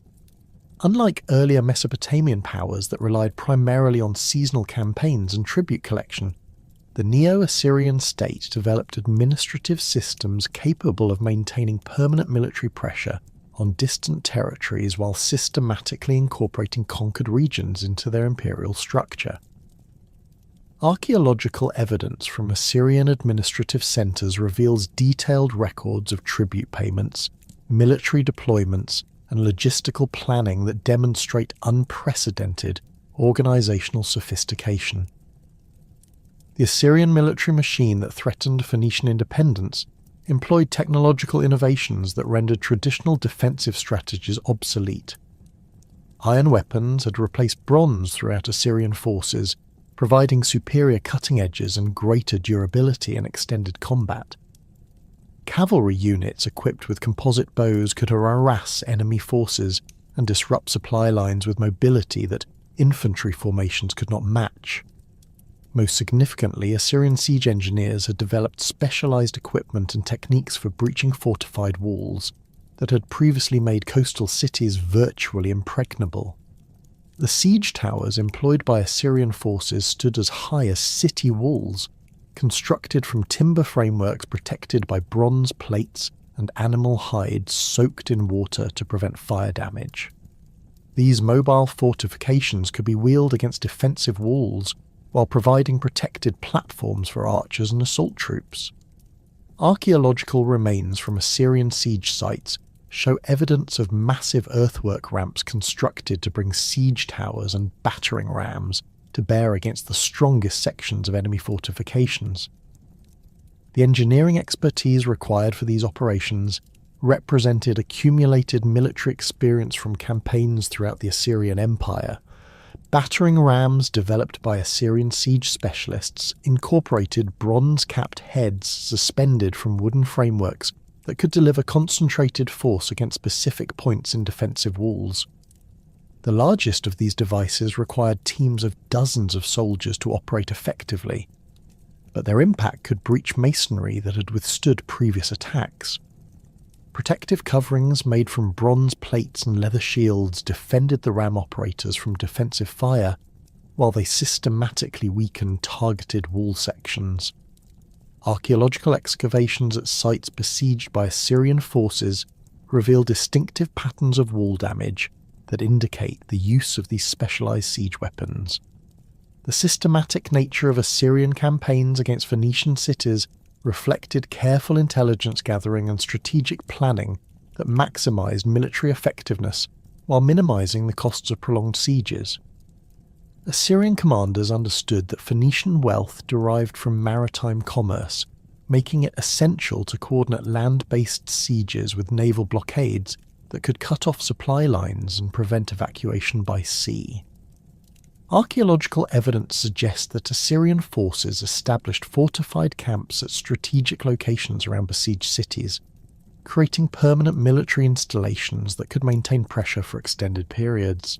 The siege of Tyre under Shalmaneser V beginning in 724 BC demonstrated both the strengths and limitations of Assyrian siege warfare when applied to island cities with sophisticated defensive preparations.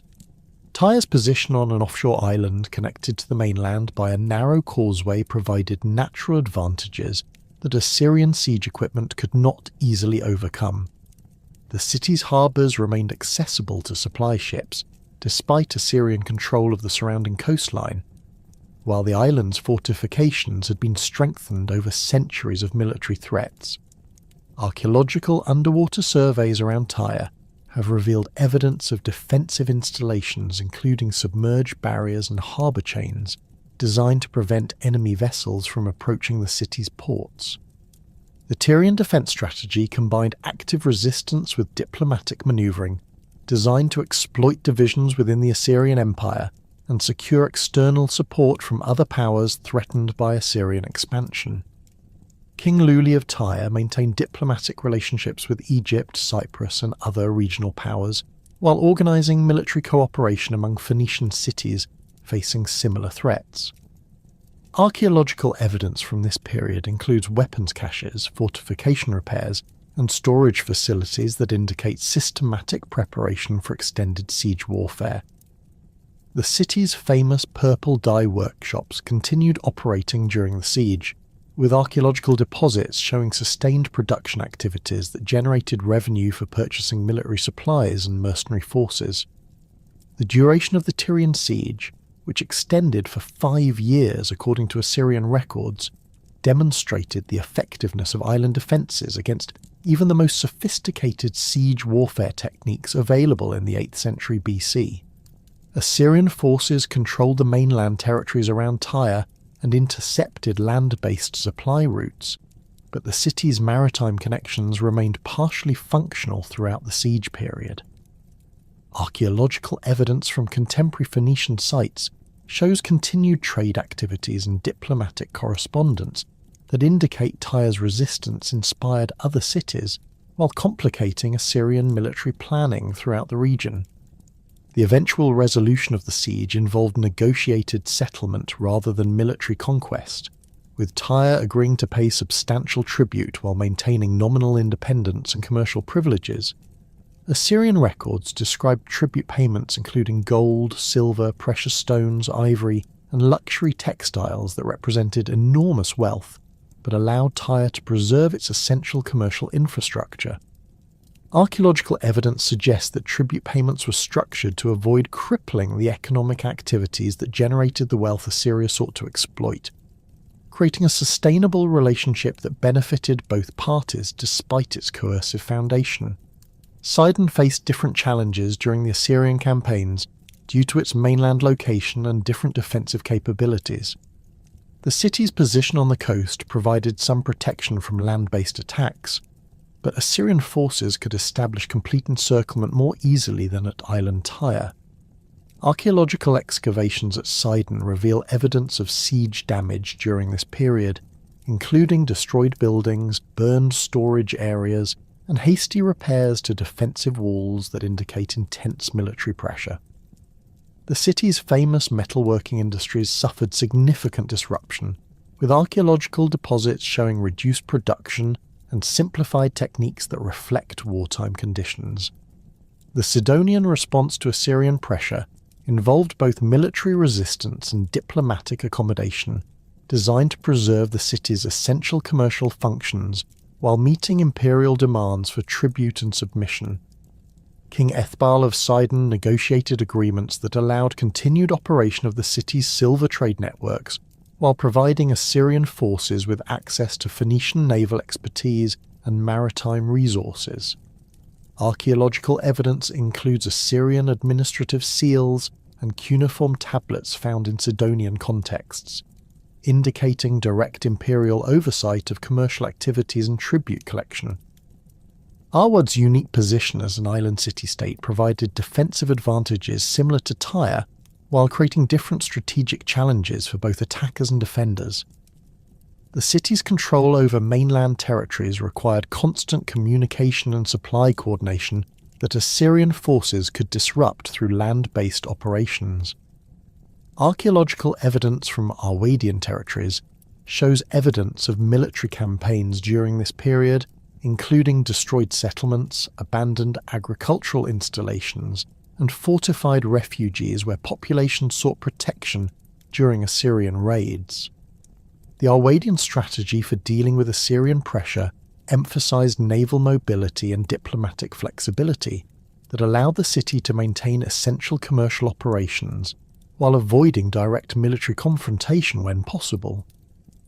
The island's position enabled rapid communication with other Phoenician cities and foreign allies, facilitating coordinated resistance efforts and mutual support arrangements. Archaeological deposits from this period include weapons, armour, and military equipment from various Mediterranean sources, indicating active procurement of military supplies through commercial networks that remained partially functional despite Assyrian interference. Byblos, with its long history of accommodation with foreign powers and its particular relationship with Egypt, pursued different strategies for managing Assyrian pressure. The city's traditional role as intermediary between Egyptian and Mesopotamian interests provided diplomatic options unavailable to other Phoenician cities. Archaeological evidence shows continued Egyptian influence at Byblos during the Assyrian period, including Egyptian pottery, religious objects, and architectural elements that indicate sustained cultural connections despite changing political circumstances. The tribute arrangements negotiated between Phoenician cities and Assyrian administrators created complex relationships that combined elements of subjugation with commercial partnership. Assyrian records describe tribute payments that included not only precious metals and luxury goods, but also technical services, naval support, and commercial intelligence that enhanced Assyrian capabilities throughout their empire. Archaeological evidence suggests that these arrangements allowed Phoenician cities to maintain much of their internal autonomy while contributing to Assyrian military and economic objectives. The Babylonian period following Assyrian decline brought new challenges and opportunities for Phoenician cities, as Nebuchadnezzar II consolidated control over the former Assyrian territories. The Neo-Babylonian Empire employed different administrative methods than their Assyrian predecessors, with greater emphasis on commercial relationships and less systematic use of military force for tribute collection. Archaeological evidence from Babylonian administrative sites shows more sophisticated record-keeping systems and more complex commercial arrangements with subject peoples throughout the empire. Nebuchadnezzar's siege of Tyre, beginning around 585 BC, represented the most sustained military effort ever directed against the island city, lasting 13 years according to contemporary sources. The siege employed many of the same techniques developed by Assyrian forces, but with greater persistence and more systematic application of economic pressure designed to exhaust Tyrian resources over time. Archaeological evidence from this period shows signs of severe economic stress within the city, including simplified pottery production, reduced construction activity, and evidence of food shortages that indicate the effectiveness of Babylonian siege tactics. The construction of siege works around Tyre during the Babylonian period involved massive engineering projects that transformed the landscape around the city. Babylonian forces built extensive earthwork fortifications, siege towers, and harbour installations designed to prevent maritime resupply of the besieged city. Archaeological surveys of the area reveal remnants of these installations, including stone foundations, drainage systems, and defensive positions that indicate systematic military engineering on an unprecedented scale. The persistence required for these construction projects demonstrates Babylonian determination to achieve complete victory rather than negotiated settlement. The outcome of the Babylonian siege remains historically ambiguous, with different sources providing conflicting accounts of whether Tyre eventually surrendered, negotiated a settlement, or successfully resisted until Babylonian forces withdrew. Archaeological evidence from the period immediately following the siege shows signs of both destruction and continuity that could support various interpretations. Some areas of the city show clear evidence of damage and abandonment, while other sectors appear to have continued normal activities throughout the siege period and its aftermath. Persian conquest of the Babylonian Empire under Cyrus the Great created entirely new political conditions for Phoenician cities, as the Achaemenid administrative system emphasized local autonomy and commercial development rather than systematic tribute extraction. The Persian approach to imperial governance incorporated existing local institutions while providing security and infrastructure that facilitated long-distance trade. Archaeological evidence from Persian administrative centers show sophisticated systems for managing diverse populations and commercial relationships throughout their vast empire. Integration of Phoenician cities into Persian satrapies allowed them to maintain considerable internal autonomy while contributing naval expertise and commercial services to Persian imperial objectives.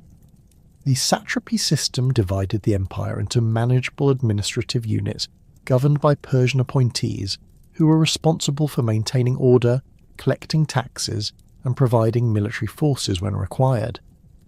Archaeological evidence suggests that Phoenician cities were incorporated into the fifth satrapy, which included Syria and Palestine, but retained special privileges related to their naval capabilities and commercial expertise. Persian naval requirements created unprecedented opportunities for Phoenician maritime specialists, as the Achaemenid Empire needed naval forces capable of operating throughout the Mediterranean and Indian Ocean regions. Phoenician ships and crews became essential components of Persian military campaigns, including the failed invasion of Greece under Xerxes. Archaeological evidence from Persian military installations includes Phoenician pottery, weapons, and naval equipment that indicates systematic integration of Phoenician naval resources into Persian military planning. The Persian period represented a golden age for Phoenician commercial activities, as imperial security and infrastructure improvements facilitated trade relationships spanning from India to Spain. The Persian road system, standardized currency, and diplomatic relationships created conditions that allowed Phoenician merchants to operate more efficiently and securely than ever before. Archaeological evidence from trading sites throughout the Persian Empire shows increased quantities of Phoenician goods and more sophisticated commercial installations that indicate expanded trade volumes and improved profitability. The construction of Persian administrative centres throughout Phoenician territories required local labour and expertise, while providing employment opportunities and technological exchanges that benefited local populations. Archaeological excavations at these sites reveal evidence of Persian architectural techniques combined with local construction methods, creating hybrid styles that influenced regional building practices for centuries. The integration of Persian administrative methods with local commercial practices created more sophisticated systems for managing complex economic relationships. Alexander the Great's invasion of the Persian Empire in 334 BC created the final crisis of Phoenician independence, as the Macedonian conqueror's military innovations and strategic objectives left no room for the autonomous commercial relationships that had characterized Persian rule.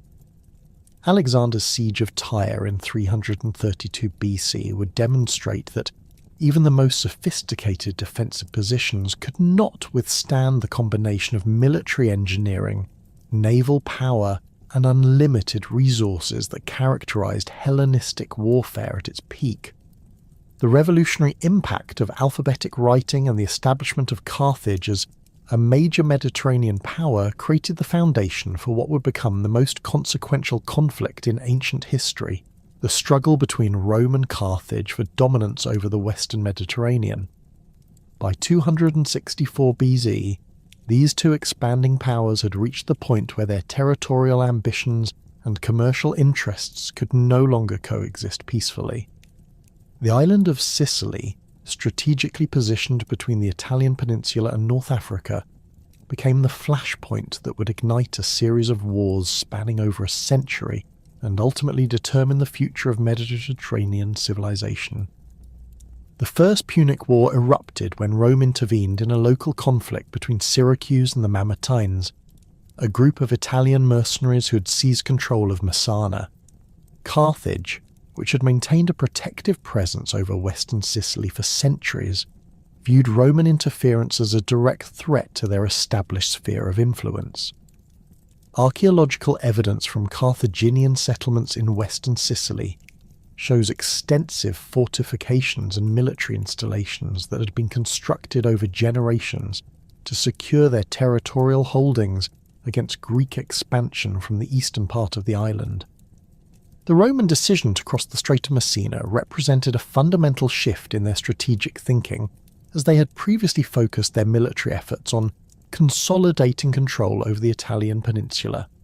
The Roman army that landed in Sicily consisted primarily of citizen soldiers organised in legions, with standardised equipment and training that differed markedly from the mercenary forces typically employed by Carthaginian commanders.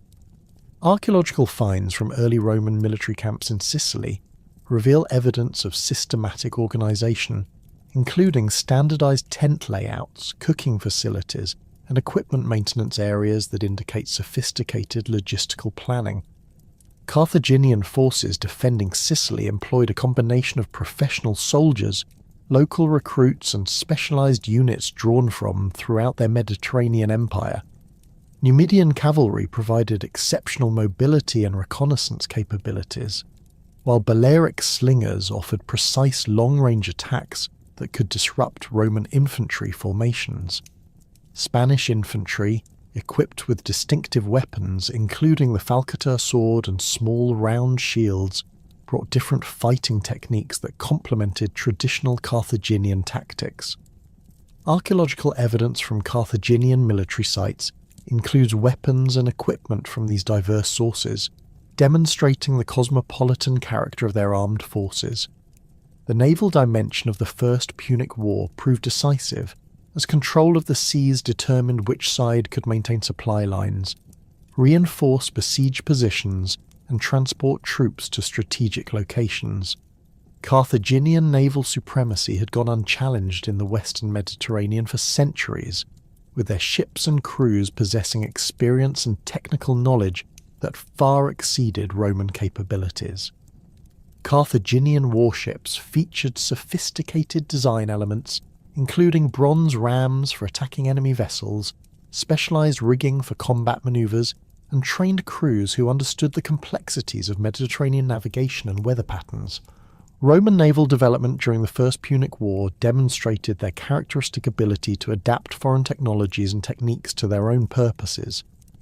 Discovering a wrecked Carthaginian warship provided Roman shipwrights with a model for constructing their own fleet, but they modified the design to accommodate Roman tactical preferences.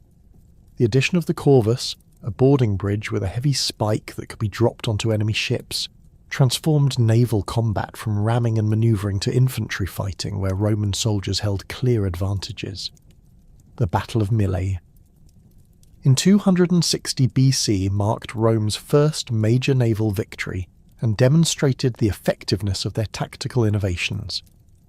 Roman ships used the corvus to lock onto Carthaginian vessels, preventing the superior seamanship of Carthaginian crews from determining the battle's outcome.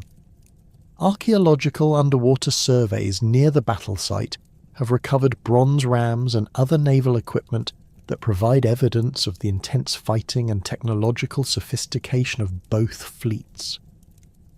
The victory at Mylae gave Rome confidence to expand their naval operations, while forcing Carthaginian commanders to develop new tactics for dealing with Roman boarding techniques. The invasion of North Africa under Marcus Atilius Regulus represented Rome's most ambitious military undertaking to that point, requiring coordination of land and naval forces across hundreds of miles of Mediterranean waters. The Roman expeditionary force that landed near Carthage in 256 BC included approximately 15,000 infantry and 500 cavalry, supported by a fleet of over 300 ships. Archaeological evidence from the landing sites shows temporary fortifications and supply depots that indicate systematic preparation for extended operations in hostile territory. Regulus initially achieved significant success against Carthaginian forces, capturing several important cities and advancing to within striking distance of Carthage itself. The Roman tactical system proved effective against Carthaginian armies in open battle, with disciplined infantry formations and standardized equipment providing advantages that overcame Carthaginian numerical superiority and cavalry support. Archaeological finds from battle sites during this campaign include Roman weapons and equipment alongside Carthaginian artifacts, providing evidence of the fierce fighting and tactical evolution that characterized this phase of the war. The arrival of Xanthippus, a Spartan mercenary general, fundamentally altered the strategic situation in North Africa by introducing military reforms that maximize Carthaginian advantages while neutralizing Roman tactical superiority. Xanthippus reorganized Carthaginian forces to emphasize their cavalry and elephant units while avoiding the direct infantry confrontations that favored Roman legions. Archaeological evidence from Carthaginian military camps during this period shows changes in equipment and organization that reflect these tactical modifications. The Battle of Tunis in 255 BC demonstrated the effectiveness of reformed Carthaginian tactics, as Xanthippus deployed his forces on terrain that maximised the impact of cavalry charges and elephant attacks while limiting Roman infantry manoeuvrability. The Carthaginian army included approximately 100 war elephants, 4,000 cavalry, and 12,000 infantry arranged in formations that could coordinate their different capabilities effectively. Archaeological analysis of the battlefield has revealed evidence of the devastating impact of this combined arms approach, with Roman equipment scattered across areas that indicate rapid collapse of their formations. The destruction of Regulus's army and the capture of the Roman commander himself marked a turning point in the First Punic War, forcing Rome to abandon their African offensive and concentrate on defending Sicily and maintaining their naval capabilities. The loss of experienced troops and equipment in North Africa strained Roman resources while demonstrating that Carthaginian military capabilities remained formidable when properly organised and deployed. Archaeological evidence from Roman military installations during this period shows hasty fortification work and equipment shortages that indicate the impact of these losses. Naval warfare continued to dominate the conflict as both sides sought to control supply routes and strategic positions throughout the central Mediterranean. The Roman fleet suffered catastrophic losses during storms off the southern coast of Sicily, with ancient sources describing the destruction of entire squadrons due to inadequate seamanship and poor weather planning. Archaeological underwater surveys have located wreck sites that may correspond to these disasters, revealing evidence of Roman naval equipment and construction techniques alongside natural formations that indicate storm damage.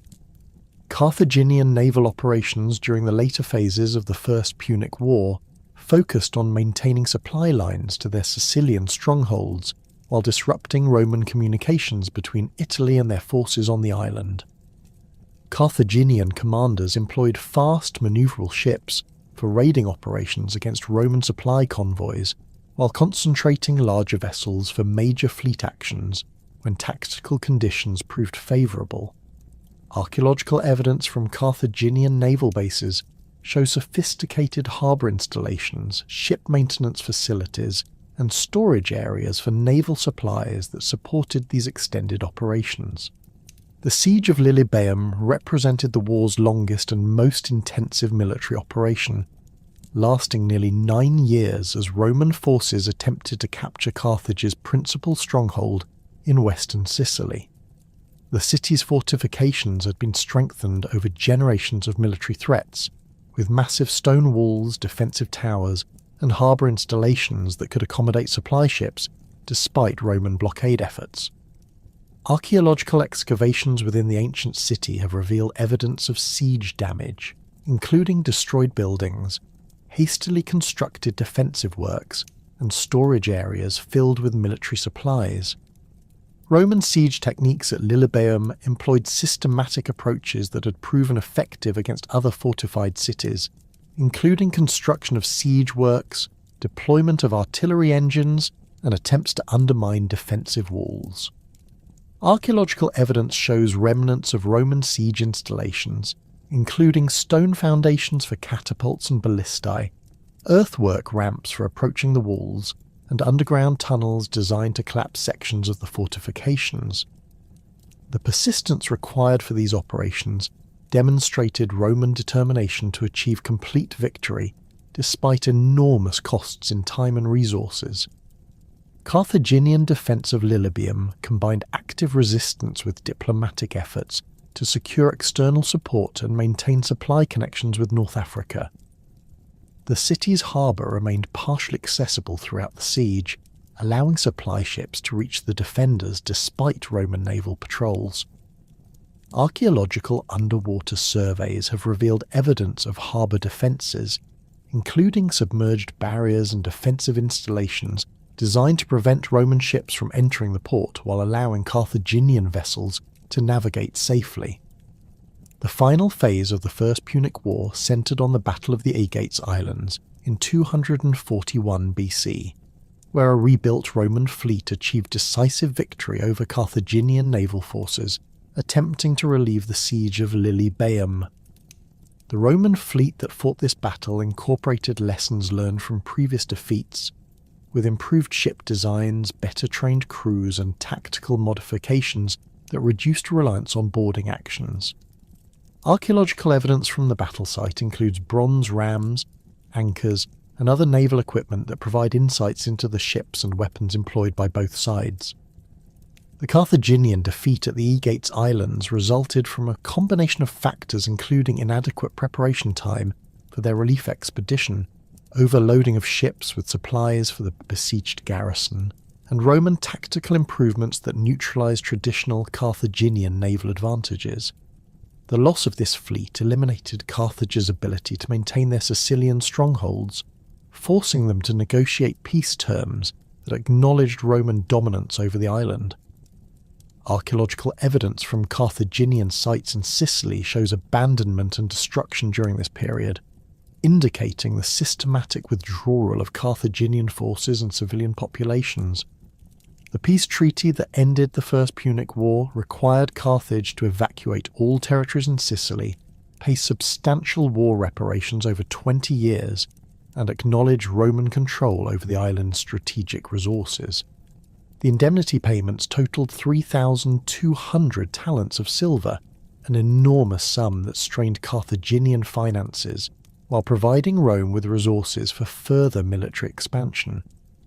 Archaeological evidence from Carthaginian territories shows economic disruption during this period, including reduced construction activity, simplified pottery production, and evidence of population decline that indicate the war's devastating impact.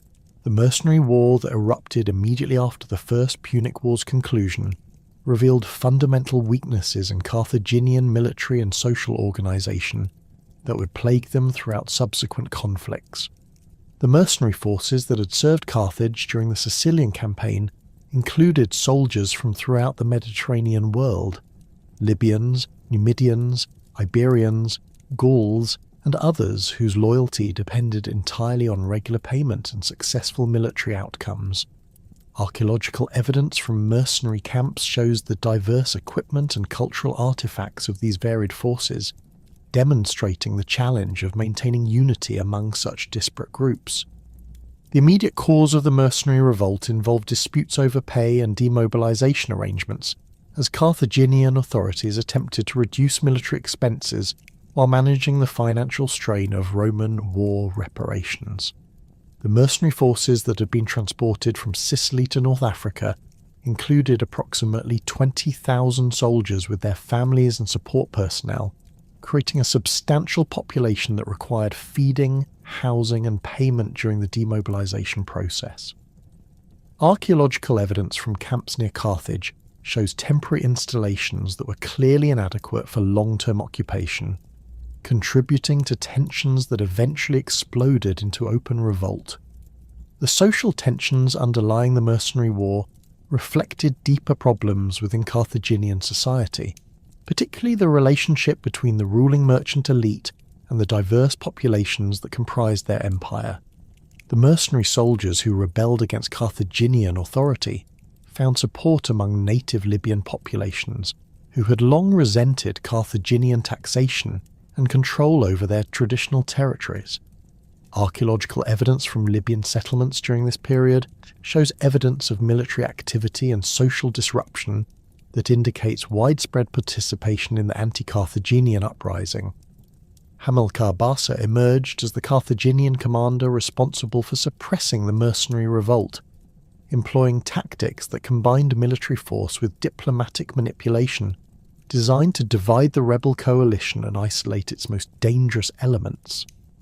His approach involved offering amnesty to some mercenary groups while conducting ruthless campaigns against others, creating uncertainty within rebel ranks about their ultimate fate. Archaeological evidence from battle sites during this conflict shows evidence of intense fighting and the systematic destruction of rebel strongholds that indicates the war's brutal character. The suppression of the mercenary war required 3 years of continuous military operations that further strained Carthaginian resources while demonstrating the empire's fundamental dependence on military force for maintaining control over subject populations. The cost of these operations, combined with ongoing Roman reparations, created financial pressures that would influence Carthaginian strategic decisions for decades. Archaeological evidence from Carthaginian territories shows continued economic difficulties during this period, including reduced trade activities and simplified production techniques that reflect resource constraints. The resolution of the Mercenary War marked the beginning of a new phase in Phoenician cultural development, as the pressures of military conflict and territorial expansion created unprecedented opportunities for artistic innovation and technological advancement. The wealth generated by Carthaginian expansion into Iberia, combined with the diverse cultural influences encountered through their Mediterranean empire, fostered a renaissance in Phoenician artistic production that would influence Mediterranean aesthetics for centuries to come. Phoenician metalwork during this period achieved levels of sophistication that surpassed even their earlier renowned productions. Archaeological excavations at workshops in Carthage and the homeland cities reveal evidence of advanced techniques for working gold, silver and bronze that incorporated influences from across their trading network. The famous Phoenician bowls found in Assyrian palaces represent the pinnacle of this artistic tradition, featuring complex narrative scenes executed with extraordinary technical precision. These vessels, typically measuring 20-25 centimeters in diameter, display concentric bands of decoration that combine Egyptian mythological motifs with Mesopotamian royal imagery and distinctively Phoenician maritime themes. The production of these elaborate silver bowls required mastery of multiple metalworking techniques, including repousse work, where designs were hammered from the reverse side to create raised relief patterns, and chasing, where surface details were refined using specialized tools. Archaeological analysis of workshop debris reveals evidence of the various stages involved in creating these masterpieces. Craftsmen began with silver sheets of uniform thickness, carefully annealed to prevent cracking during the forming process. The decorative scenes were sketched onto the metal surface using carbon-based pigments before the actual metalwork began, ensuring precise placement of narrative elements within the available space. The iconographic programs displayed on Phoenician metalwork demonstrate sophisticated understanding of foreign artistic traditions combined with distinctive local interpretations.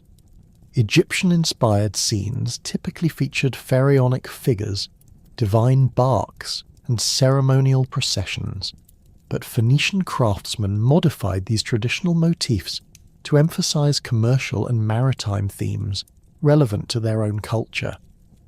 Mesopotamian influences appear in depictions of royal hunts, tribute processions, and divine investiture ceremonies, again adapted to reflect Phoenician values and experiences. The synthesis of these diverse influences created a distinctive orientalizing style that would profoundly influence Greek and Etruscan art during the 8th and 7th centuries BC. Ivory carving represented another area where Phoenician artisans achieved exceptional technical and artistic excellence. The raw material for these luxury objects came primarily from African elephants, obtained through trade networks extending deep into the continent's interior. Archaeological evidence from Carthaginian workshops shows that ivory workers possessed detailed knowledge of the material's properties, understanding how to work with the natural grain patterns while avoiding the cracking and splitting that could ruin expensive pieces. The tools employed included bronze knives, chisels and scrapers of various sizes, along with abrasives for polishing finished surfaces to achieve the lustrous finish, prized by wealthy customers. Phoenician ivory carvings frequently served as decorative elements for furniture, particularly the elaborate thrones and couches used by royal and aristocratic patrons throughout the Mediterranean world. Archaeological discoveries at sites like Nimrud have revealed ivory plaques that originally decorated Assyrian palace furniture, featuring Phoenician artistic motifs and technical characteristics. These plaques, typically measuring 10-15 centimeters in height, display scenes of divine protection, royal authority and natural abundance executed with extraordinary attention to detail. The faces of human figures show individualized features rather than generic types, while clothing and jewelry display patterns that correspond to actual textiles and metalwork known from archaeological contexts. The technical challenges involved in ivory carving required specialized knowledge passed down through family workshops over multiple generations. The material's organic nature meant that craftsmen had to account for seasonal changes in humidity and temperature that could cause dimensional changes in partially completed pieces. Archaeological analysis of workshop spaces reveals evidence of controlled environments where ivory objects were stored during the carving process, including sealed containers and climate-controlled chambers that maintained optimal conditions for working the material. The investment in such sophisticated facilities demonstrates the high value placed on ivory craftsmanship and the substantial profits generated by luxury production. Glass production in Phoenician cities reached new heights of technical achievement during this period, with archaeological evidence indicating innovations in both manufacturing techniques and artistic applications. The primary centres of glass production remained at Sidon and Tyre, where abundant supplies of high-quality sand provided ideal raw materials. Chemical analysis of glass fragments from Phoenician sites reveals sophisticated understanding of the additives needed to produce different colours and optical properties. Cobalt compounds created deep blue glasses, while copper oxides produced various shades of red and green, depending on furnace conditions and cooling procedures. The furnace technology employed by Phoenician glassmakers incorporated design features that allowed precise temperature control, essential for producing high-quality transparent glass. Archaeological excavations have revealed furnace structures with multiple chambers, including primary firing areas where raw materials were melted, secondary chambers for refining the molten glass, and cooling areas where finished pieces were gradually brought to room temperature. The fuel requirements for these operations were substantial, with evidence indicating that specialized charcoal production supported the glass industry's energy needs. The coordination required between fuel suppliers, raw material procurement, and skilled craftsmen demonstrates the sophisticated organization underlying Phoenician glass production. Phoenician innovations in glassworking included the development of techniques for creating vessels with complex shapes and decorative elements that had previously been impossible to achieve. Archaeological finds include examples of glass vessels with multiple colours arranged in intricate patterns, indicating mastery of techniques for combining different coloured glasses while they remained in molten state. Some pieces display evidence of gold leaf application, where thin sheets of precious metal were incorporated into the glass surface during the forming process. These luxury items commanded extremely high prices in Mediterranean markets, contributing significantly to the wealth of Phoenician cities while establishing their reputation for technical innovation. The distinctive orientalizing influence of Phoenician artistic traditions extended far beyond their own territories through the commercial networks that distributed their products throughout the Mediterranean world. Greek pottery from the 8th and 7th centuries BC shows clear evidence of Phoenician artistic influence, with decorative motifs, narrative scenes, and technical approaches that derive directly from Phoenician prototypes. The transmission of these artistic ideas occurred through multiple channels, including direct trade in Phoenician luxury goods, the presence of Phoenician craftsmen in foreign cities, and the adaptation of Phoenician techniques by local artisans who had observed their methods. Etruscan art provides particularly clear evidence of Phoenician artistic influence, with archaeological finds revealing direct copies of Phoenician metalwork alongside local adaptations that incorporate Phoenician motifs into distinctively Etruscan artistic programs.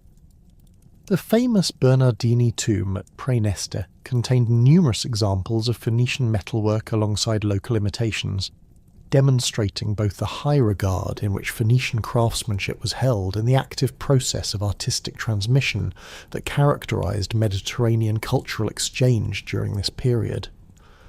The technical quality of Etruscan imitations indicates that Phoenician craftsmen may have established workshops in Etruscan cities, training local artisans in their specialized techniques. Religious practices within Phoenician cities during this period reflected the same cosmopolitan influences that characterized their artistic production, with archaeological evidence revealing complex ritual systems that incorporated elements from throughout their Mediterranean empire. The pantheon worshipped in Phoenician cities combined traditional Canaanite deities with foreign gods, encountered through commercial and diplomatic relationships, creating syncretic religious traditions that reflected their multicultural society. Temple architecture from this period shows influences from Egyptian, Mesopotamian, and local Mediterranean building traditions, with archaeological excavations revealing sophisticated construction techniques and elaborate decorative programs.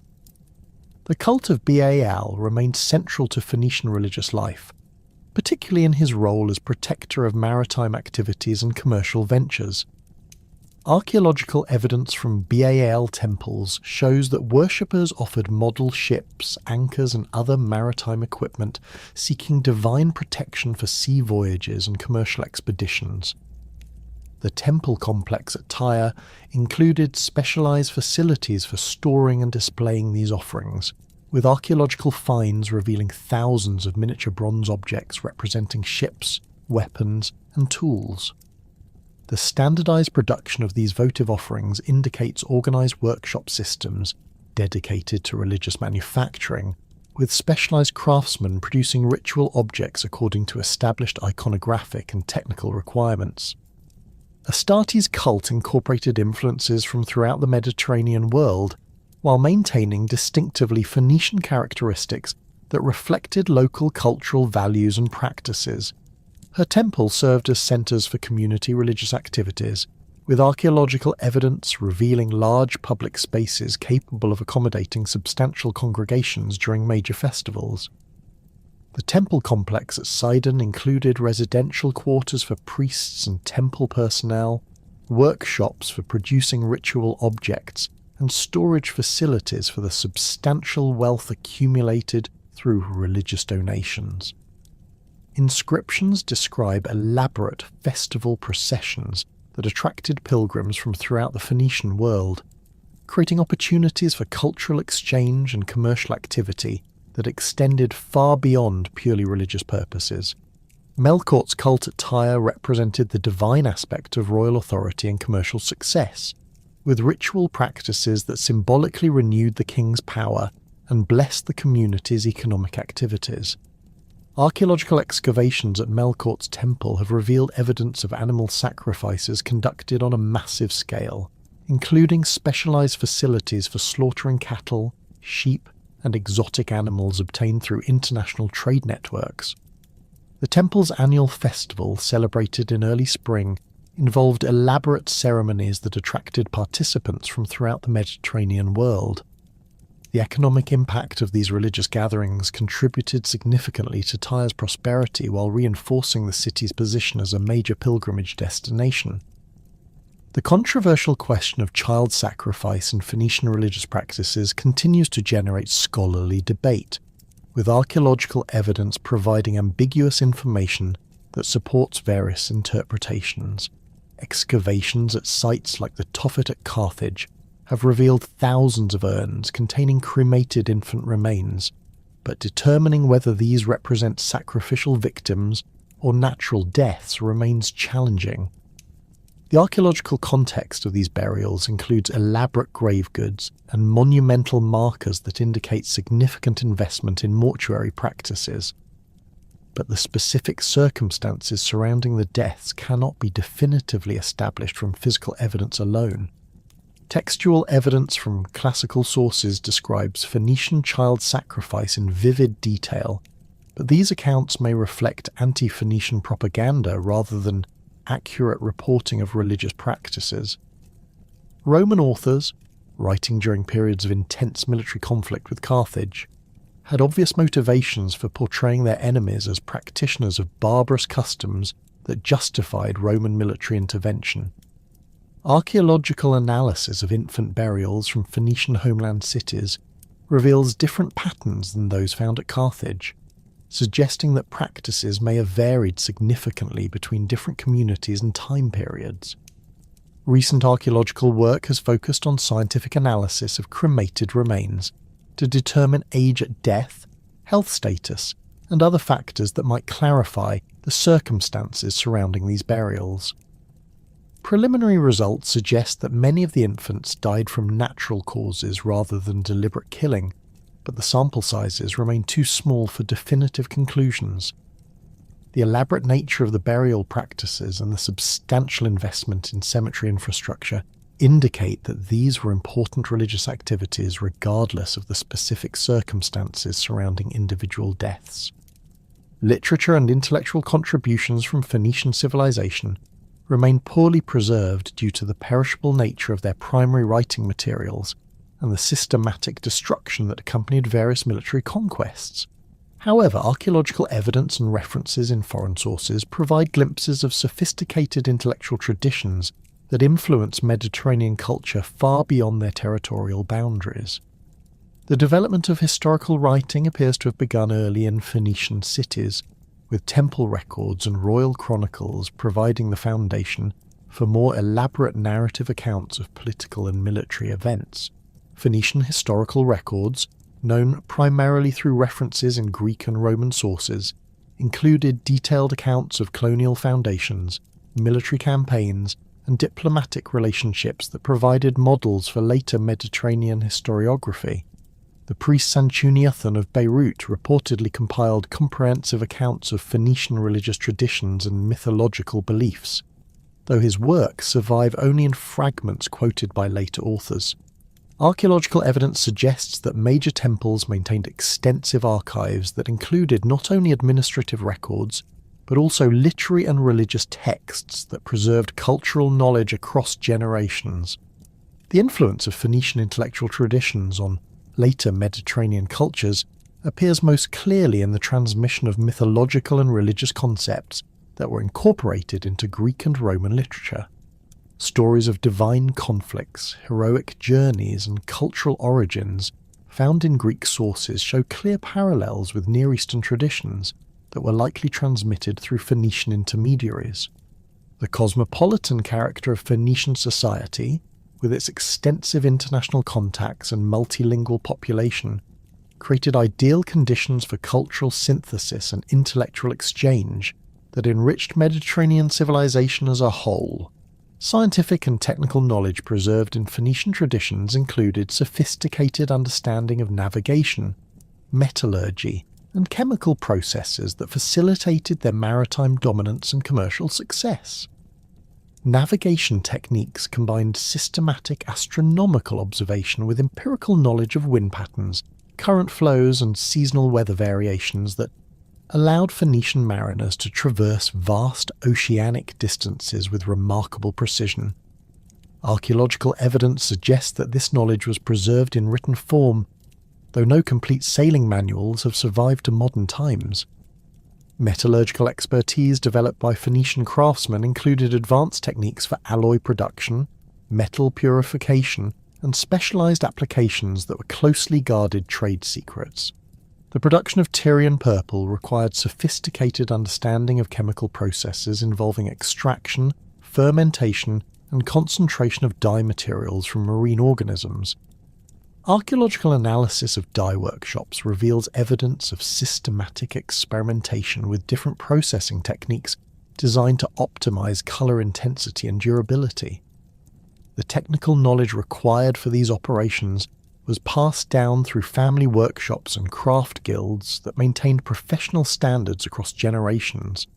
The sophisticated engineering projects and technical innovations that characterize the height of Phoenician civilization provided the foundation for their adaptation to the radically transformed political landscape that emerged following Alexander the Great's conquest of the Persian Empire.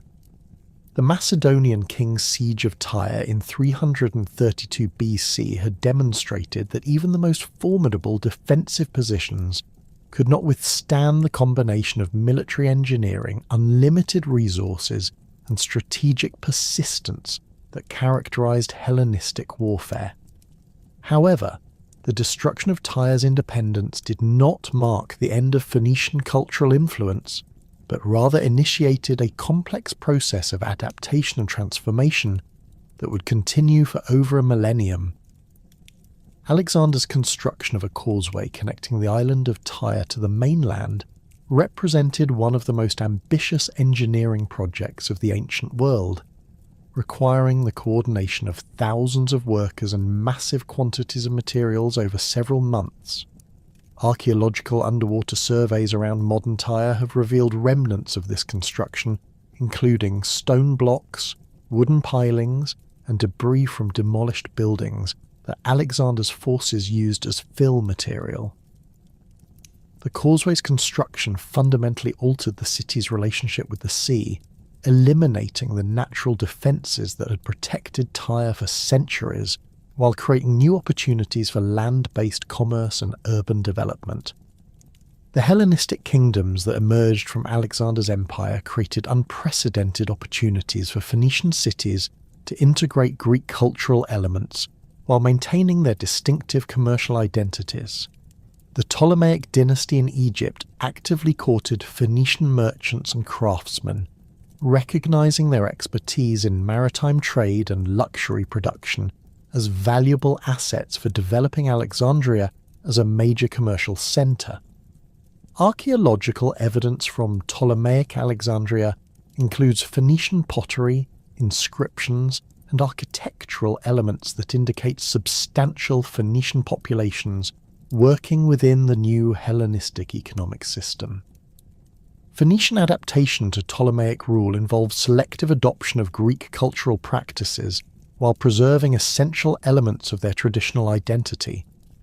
Bilingual inscriptions from this period show Phoenician names rendered in Greek script alongside traditional Phoenician writing, indicating the practical bilingualism that characterized educated Phoenicians during the Hellenistic period.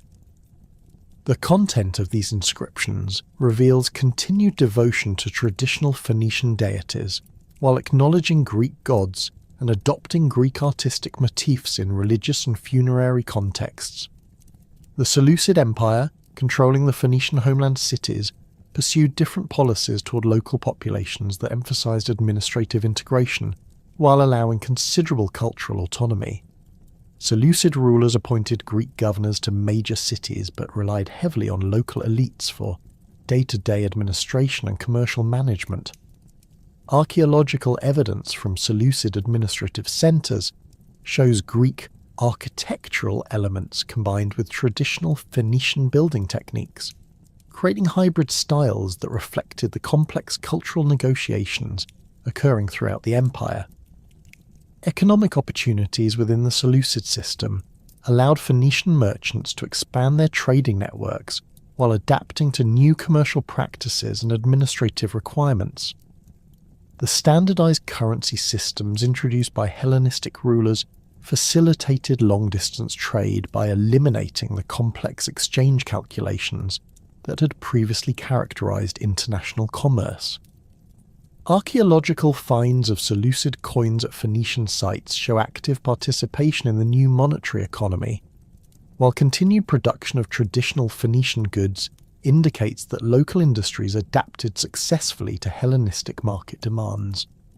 Cultural synthesis during the Hellenistic period created new forms of artistic expression that combined Greek aesthetic principles with traditional Phoenician craftsmanship and iconography. Sculptural works from this period show Greek influence in their naturalistic representation of human figures while maintaining Phoenician preferences for narrative scenes and symbolic content. Archaeological excavations at Phoenician sites have revealed terracotta figurines, relief sculptures, and decorative objects that demonstrate sophisticated fusion of Greek and Phoenician artistic traditions. Religious practices in Hellenistic Phoenician cities evolved through complex processes of syncretism that identified traditional Phoenician deities with Greek gods while maintaining distinctive ritual practices and theological concepts. Melkort of Tyre became associated with Heracles, creating composite religious traditions that appealed to both Phoenician and Greek populations. Archaeological evidence from temples during this period shows architectural modifications that incorporated Greek design elements while preserving traditional Phoenician ritual spaces and ceremonial requirements. Educational systems in Hellenistic Phoenician cities combined Greek pedagogical methods with traditional Phoenician commercial and technical training, creating hybrid educational approaches that prepared young people for success in the cosmopolitan Hellenistic world. Archaeological evidence suggests that gymnasiums and schools operated alongside traditional craft workshops and merchant training programs, providing diverse educational opportunities that reflected the complex cultural environment of Hellenistic cities. The Roman conquest of the Eastern Mediterranean created new challenges and opportunities for Phoenician cities as they adapted to yet another imperial system with different administrative methods and cultural expectations. Roman appreciation for Greek culture initially created advantages for Hellenized Phoenician cities, whose populations possessed the linguistic skills and cultural knowledge that Romans valued in their eastern territories. Archaeological evidence from early Roman period sites shows continued prosperity and urban development that indicates successful adaptation to Roman rule. Roman administrative practices incorporated Phoenician cities into the provincial system, while allowing considerable local autonomy in matters of commerce, religion, and cultural practice. The transformation of major Phoenician cities into Roman municipalities involved adoption of Roman legal structures and governmental institutions, while preserving traditional commercial networks and craft production systems. Archaeological excavations have revealed Roman-style public buildings, including theatres, baths and forums, constructed alongside traditional Phoenician temples and commercial facilities. Municipal status under Roman rule provided Phoenician cities with legal privileges and administrative autonomy that facilitated continued commercial success, while integrating them into the broader Roman economic system. The US latii granted to many Phoenician cities allowed their leading citizens to acquire Roman citizenship through service in local magistracies, creating incentives for political participation while maintaining connections to traditional Phoenician identity. Inscriptional evidence shows Phoenician families adopting Roman names while continuing to practice traditional occupations and maintain ancestral religious observances. Roman infrastructure development throughout former Phoenician territories included construction of roads, harbours, and public buildings that enhanced commercial opportunities while facilitating cultural integration. The Via Domitia, connecting Spain with Italy, passed through former Phoenician territories, bringing increased trade traffic and cultural exchange to cities along the route. Archaeological evidence shows that Roman road construction often followed earlier Phoenician trade routes, indicating Roman recognition of the strategic value of established commercial networks. Harbour improvements undertaken by Roman engineers enhanced the commercial capabilities of Phoenician ports, while adapting them to accommodate larger Roman ships and increased traffic volumes. Archaeological underwater surveys at Caesarea Maritima, built on the site of an earlier Phoenician settlement, reveal massive concrete constructions that employed Roman engineering techniques while serving the same commercial functions that had characterized Phoenician ports for centuries. The integration of Roman engineering capabilities with traditional Phoenician commercial expertise created port facilities that surpassed anything previously achieved in the Mediterranean world. Urban development in Roman period Phoenician cities reflected the complex cultural negotiations between Roman administrative requirements and local traditions. Archaeological excavations at Berytus reveal a city plan that incorporated Roman urban design principles while preserving traditional Phoenician commercial quarters and religious precincts. The construction of Roman-style public buildings provided venues for civic activities that combined Roman governmental functions with traditional Phoenician community practices. Commercial law under Roman rule standardized many aspects of Mediterranean trade, while preserving traditional Phoenician commercial practices that had proven effective over centuries of international business. Roman legal concepts provided frameworks for resolving disputes and enforcing contracts across vast distances, while traditional Phoenician commercial relationships continued to operate within these new legal structures. Archaeological evidence includes legal documents written in both Latin and Phoenician that demonstrate the practical bilingualism required for successful commercial operations under Roman rule. The persistence of Phoenician identity under Roman rule manifested in various forms of cultural expression that maintained connections to ancestral traditions while adapting to new political and social circumstances. Funerary inscriptions from the Roman period show continued use of Phoenician names, religious formulae, and artistic motifs alongside Roman legal terminology and social conventions. Archaeological analysis of burial practices reveals combinations of Roman and Phoenician customs that reflect the complex cultural negotiations occurring within Romanized Phoenician communities. Religious syncretism during the Roman period created new forms of worship that combined traditional Phoenician deities with Roman gods, while incorporating mystery religions and philosophical concepts that appeal to cosmopolitan urban populations.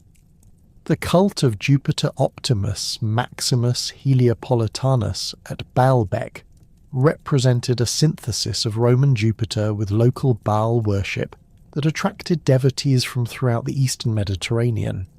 Archaeological excavations at the Baalbek temple complex reveal massive construction projects that employed Roman engineering techniques to create ritual spaces designed according to traditional Near Eastern religious concepts. Mystery religions gained particular popularity in former Phoenician territories during the Roman period, with archaeological evidence indicating active participation in cults of Mithras, Cybele, and other deities that promised personal salvation and spiritual transformation. The appeal of these religions to Phoenician populations may have reflected their traditional openness to foreign religious influences, combined with the personal spiritual needs created by rapid cultural change and political uncertainty. Early Christian communities in former Phoenician territories built upon existing networks of cultural diversity and religious syncretism while drawing on traditional Phoenician openness to foreign ideas and practices. Archaeological evidence from early Christian sites shows architectural elements and artistic motifs that combine Christian symbolism with traditional Phoenician decorative traditions. The cosmopolitan character of Phoenician cities provided favourable conditions for Christian missionary activities, while established commercial networks facilitated the rapid spread of Christian ideas throughout the Mediterranean world. The conversion process in Phoenician territories involved complex negotiations between Christian theological concepts and traditional religious practices that had evolved over centuries of cultural synthesis. Archaeological evidence suggests that Christian communities initially coexisted with traditional religious practices, rather than replacing them entirely.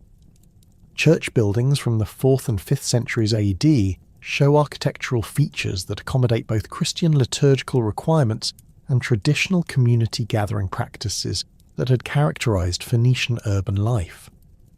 Phoenician contributions to early Christian development included theological concepts, organizational structures, and missionary techniques that drew on centuries of experience with religious diversity and cultural adaptation. The theological schools that developed in cities like Beirut and Caesarea combined Christian doctrine with philosophical traditions that had been preserved in Phoenician intellectual centers throughout the Hellenistic and Roman periods.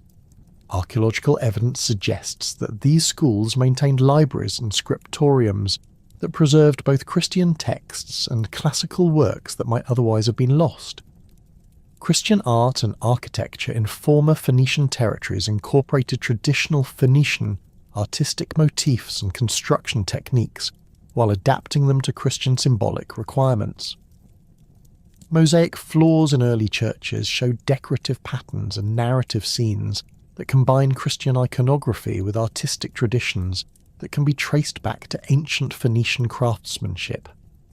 The technical expertise required for these elaborate decorative programs indicates continuity of artistic traditions despite fundamental changes in religious content and meaning. Monastic communities that developed in former Phoenician territories drew on traditional Phoenician practices of religious dedication, while adapting them to Christian theological frameworks. Archaeological excavations at monastic sites reveal architectural layouts and material culture that show influences from traditional Phoenician religious practices combined with Christian ascetic ideals. The economic activities of these communities often continued traditional Phoenician craft production and commercial practices while directing profits toward religious rather than secular purposes. The gradual transformation of Phoenician cultural identity during the early Christian period involved complex processes of adaptation and preservation that varied significantly between different communities and geographic regions. Urban centres with strong Roman administrative presence experienced more rapid cultural change than rural areas where traditional practices could persist with less external pressure. Archaeological evidence shows that Phoenician language continued to be used in some contexts well into the medieval period, particularly in religious and commercial settings where traditional terminology retained practical value. Cultural persistence manifested in various forms of material culture, social practices and intellectual traditions that maintained connections to Phoenician heritage while adapting to new political and religious circumstances. Traditional craft techniques, commercial relationships, and family structures continued to operate within Christian communities while gradually incorporating new symbolic meanings and social functions. Archaeological analysis of domestic sites from the 5th and 6th centuries AD reveals combinations of traditional and Christian material culture that reflect the complex cultural negotiations occurring within individual households and communities. The survival of Phoenician customs and identity into the early medieval period demonstrates the resilience of cultural traditions that had developed over more than a millennium of adaptation to changing political circumstances. While the political independence of Phoenician cities had ended with Roman conquest, the cultural innovations and social practices they had developed continued to influence Mediterranean civilization long after their territorial boundaries had disappeared. The alphabetic writing system, commercial practices, artistic traditions, and religious concepts that had emerged from Phoenician civilization remained embedded in the cultural foundations of the medieval Mediterranean world. The systematic rediscovery of Phoenician civilization began in earnest during the 19th century as European archaeologists and explorers, driven by colonial interests and scholarly curiosity, began excavating sites throughout the Mediterranean basin. The French expedition to Tunisia in 1881 marked a crucial turning point in Phoenician archaeology, as systematic excavations at Carthage revealed the extent and sophistication of Punic urban planning, engineering, and material culture. Cardinal Charles Lavigerie, who supervised the initial excavations, uncovered massive stone foundations, elaborate mosaic floors, and thousands of artifacts that demonstrated the advanced civilization that had once dominated Western Mediterranean commerce. The excavation techniques employed during these early investigations, while primitive by modern standards, revealed architectural complexes of unprecedented scale and sophistication. The Carthaginian harbour installations discovered by French archaeologists included the famous circular military port capable of accommodating over 200 warships, with individual ship sheds arranged around a central island that housed naval administrative buildings. The rectangular commercial harbour adjacent to the military facility featured stone quays, warehouse foundations, and loading facilities that could handle merchant vessels from throughout the Mediterranean world. These discoveries fundamentally altered scholarly understanding of Carthaginian naval capabilities and commercial organisation. British archaeological expeditions to the Levantine coast during the late 19th and early 20th centuries focused on uncovering the homeland cities that had spawned the Phoenician colonial empire. Excavations at Tyre, directed by the Palestine Exploration Fund, revealed layers of occupation extending back to the Bronze Age, with successive building phases documenting the city's evolution from a modest Canaanite settlement to the greatest maritime power of the ancient world. The discovery of massive harbour installations, including underwater stone blocks weighing several tons each, demonstrated the engineering capabilities that had enabled Tyre's dominance over Mediterranean trade routes. Archaeological work at Sidon revealed different aspects of Phoenician civilization, particularly their renowned metalworking industries and luxury craft production. Excavations in the city's ancient commercial quarter uncovered workshop areas with bronze-working furnaces, silver refining installations, and specialized tools for producing the elaborate metalwork that had made Phoenician craftsmen famous throughout the ancient world. Chemical analysis of slag deposits and metal fragments provided insights into the technical processes employed by Phoenician metallurgists, revealing sophisticated understanding of alloy compositions and temperature control that enabled them to produce superior bronze and silver objects. The German Archaeological Institute's excavations at Byblos beginning in 1921 under the direction of Maurice Dunand revealed one of the most complete sequences of ancient Near Eastern urban development ever uncovered. The site's stratigraphy documented continuous occupation from Neolithic times through the Roman period, with particularly rich deposits from the Bronze and Iron Ages that illuminated the transition from Canaanite to Phoenician culture. The discovery of the famous Byblos syllabic inscriptions provided crucial evidence for understanding the development of alphabetic writing, while elaborate royal tombs revealed the wealth and artistic sophistication of Phoenician elite culture. Spanish archaeological investigations at Phoenician colonial sites reveal the extent of their territorial expansion and the sophistication of their mining operations. Excavations at Gadir uncovered evidence of planned urban development dating to the 8th century BC, with residential quarters, industrial areas, and religious precincts arranged according to systematic city planning principles. The discovery of silver refining installations and standardized ingot molds demonstrated the industrial scale of Phoenician mining operations in Iberia, while imported pottery and luxury goods revealed the extent of their commercial networks connecting Atlantic and Mediterranean markets. Archaeological work at colonial sites throughout the Western Mediterranean revealed consistent patterns of Phoenician settlement and cultural adaptation that illuminated their colonial strategies and administrative methods. Excavations at Motia in Sicily uncovered a fortified island city with sophisticated harbour installations, defensive walls, and urban infrastructure that served as a major base for Phoenician operations in the central Mediterranean. The site's material culture showed combinations of Phoenician traditions with local influences, demonstrating the cultural synthesis that characterized Phoenician colonial communities. Underwater archaeology emerged as a crucial tool for understanding Phoenician maritime capabilities and commercial practices. Shipwreck excavations off the coasts of France, Spain, and North Africa revealed Phoenician vessels with their original cargoes intact, providing unprecedented insights into ancient Mediterranean trade.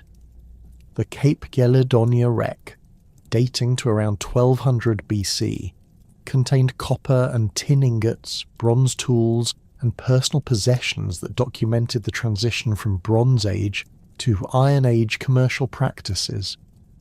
Later wrecks revealed standardized amphora types, specialized ship equipment, and navigation instruments that illuminated the technical aspects of Phoenician seamanship. The linguistic legacy of Phoenician civilization extends far beyond their direct territorial boundaries through the alphabetic writing system that became the foundation for most modern scripts. Comparative linguistic analysis has traced the development of Greek, Latin, Arabic, and Hebrew writing systems back to Phoenician prototypes, demonstrating the revolutionary impact of their phonetic innovation.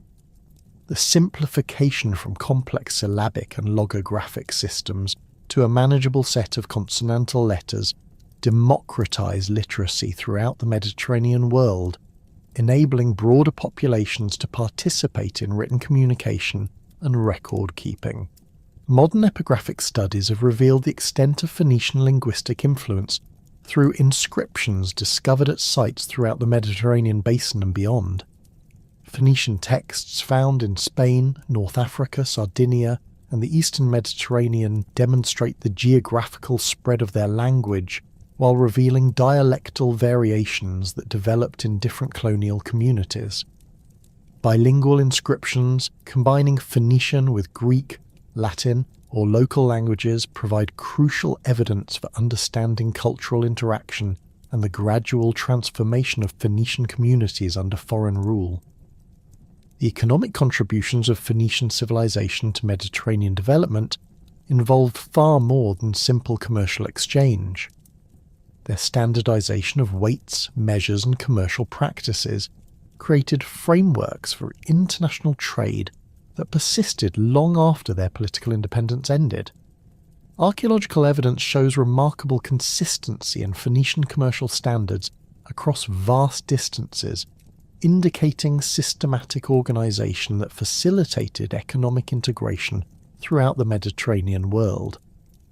The commercial law concepts they developed influenced Roman legal traditions and medieval commercial practices that shaped European economic development. Phoenician innovations in maritime technology revolutionized Mediterranean navigation and shipbuilding, with their technical advances spreading throughout the ancient world through commercial and cultural contact.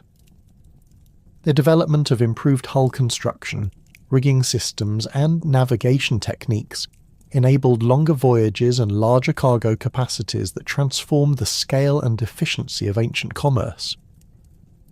Archaeological analysis of ancient shipwrecks reveals the gradual adoption of Phoenician shipbuilding techniques by other Mediterranean cultures, demonstrating the practical value of their maritime innovations. The role of Phoenician merchants as cultural intermediaries facilitated the transmission of technologies, artistic styles, and intellectual concepts between distant civilizations. Their commercial networks connected the Atlantic coast of Europe with the Indian Ocean, carrying not only trade goods but also ideas, techniques, and cultural practices that enriched societies throughout this vast region. Archaeological evidence shows Phoenician influence in metallurgy, textile production, agricultural techniques, and urban planning practices that spread far beyond their direct territorial control. Cultural exchange facilitated by Phoenician commercial activities created synthesis traditions that combined elements from multiple civilizations into new forms of artistic and intellectual expression.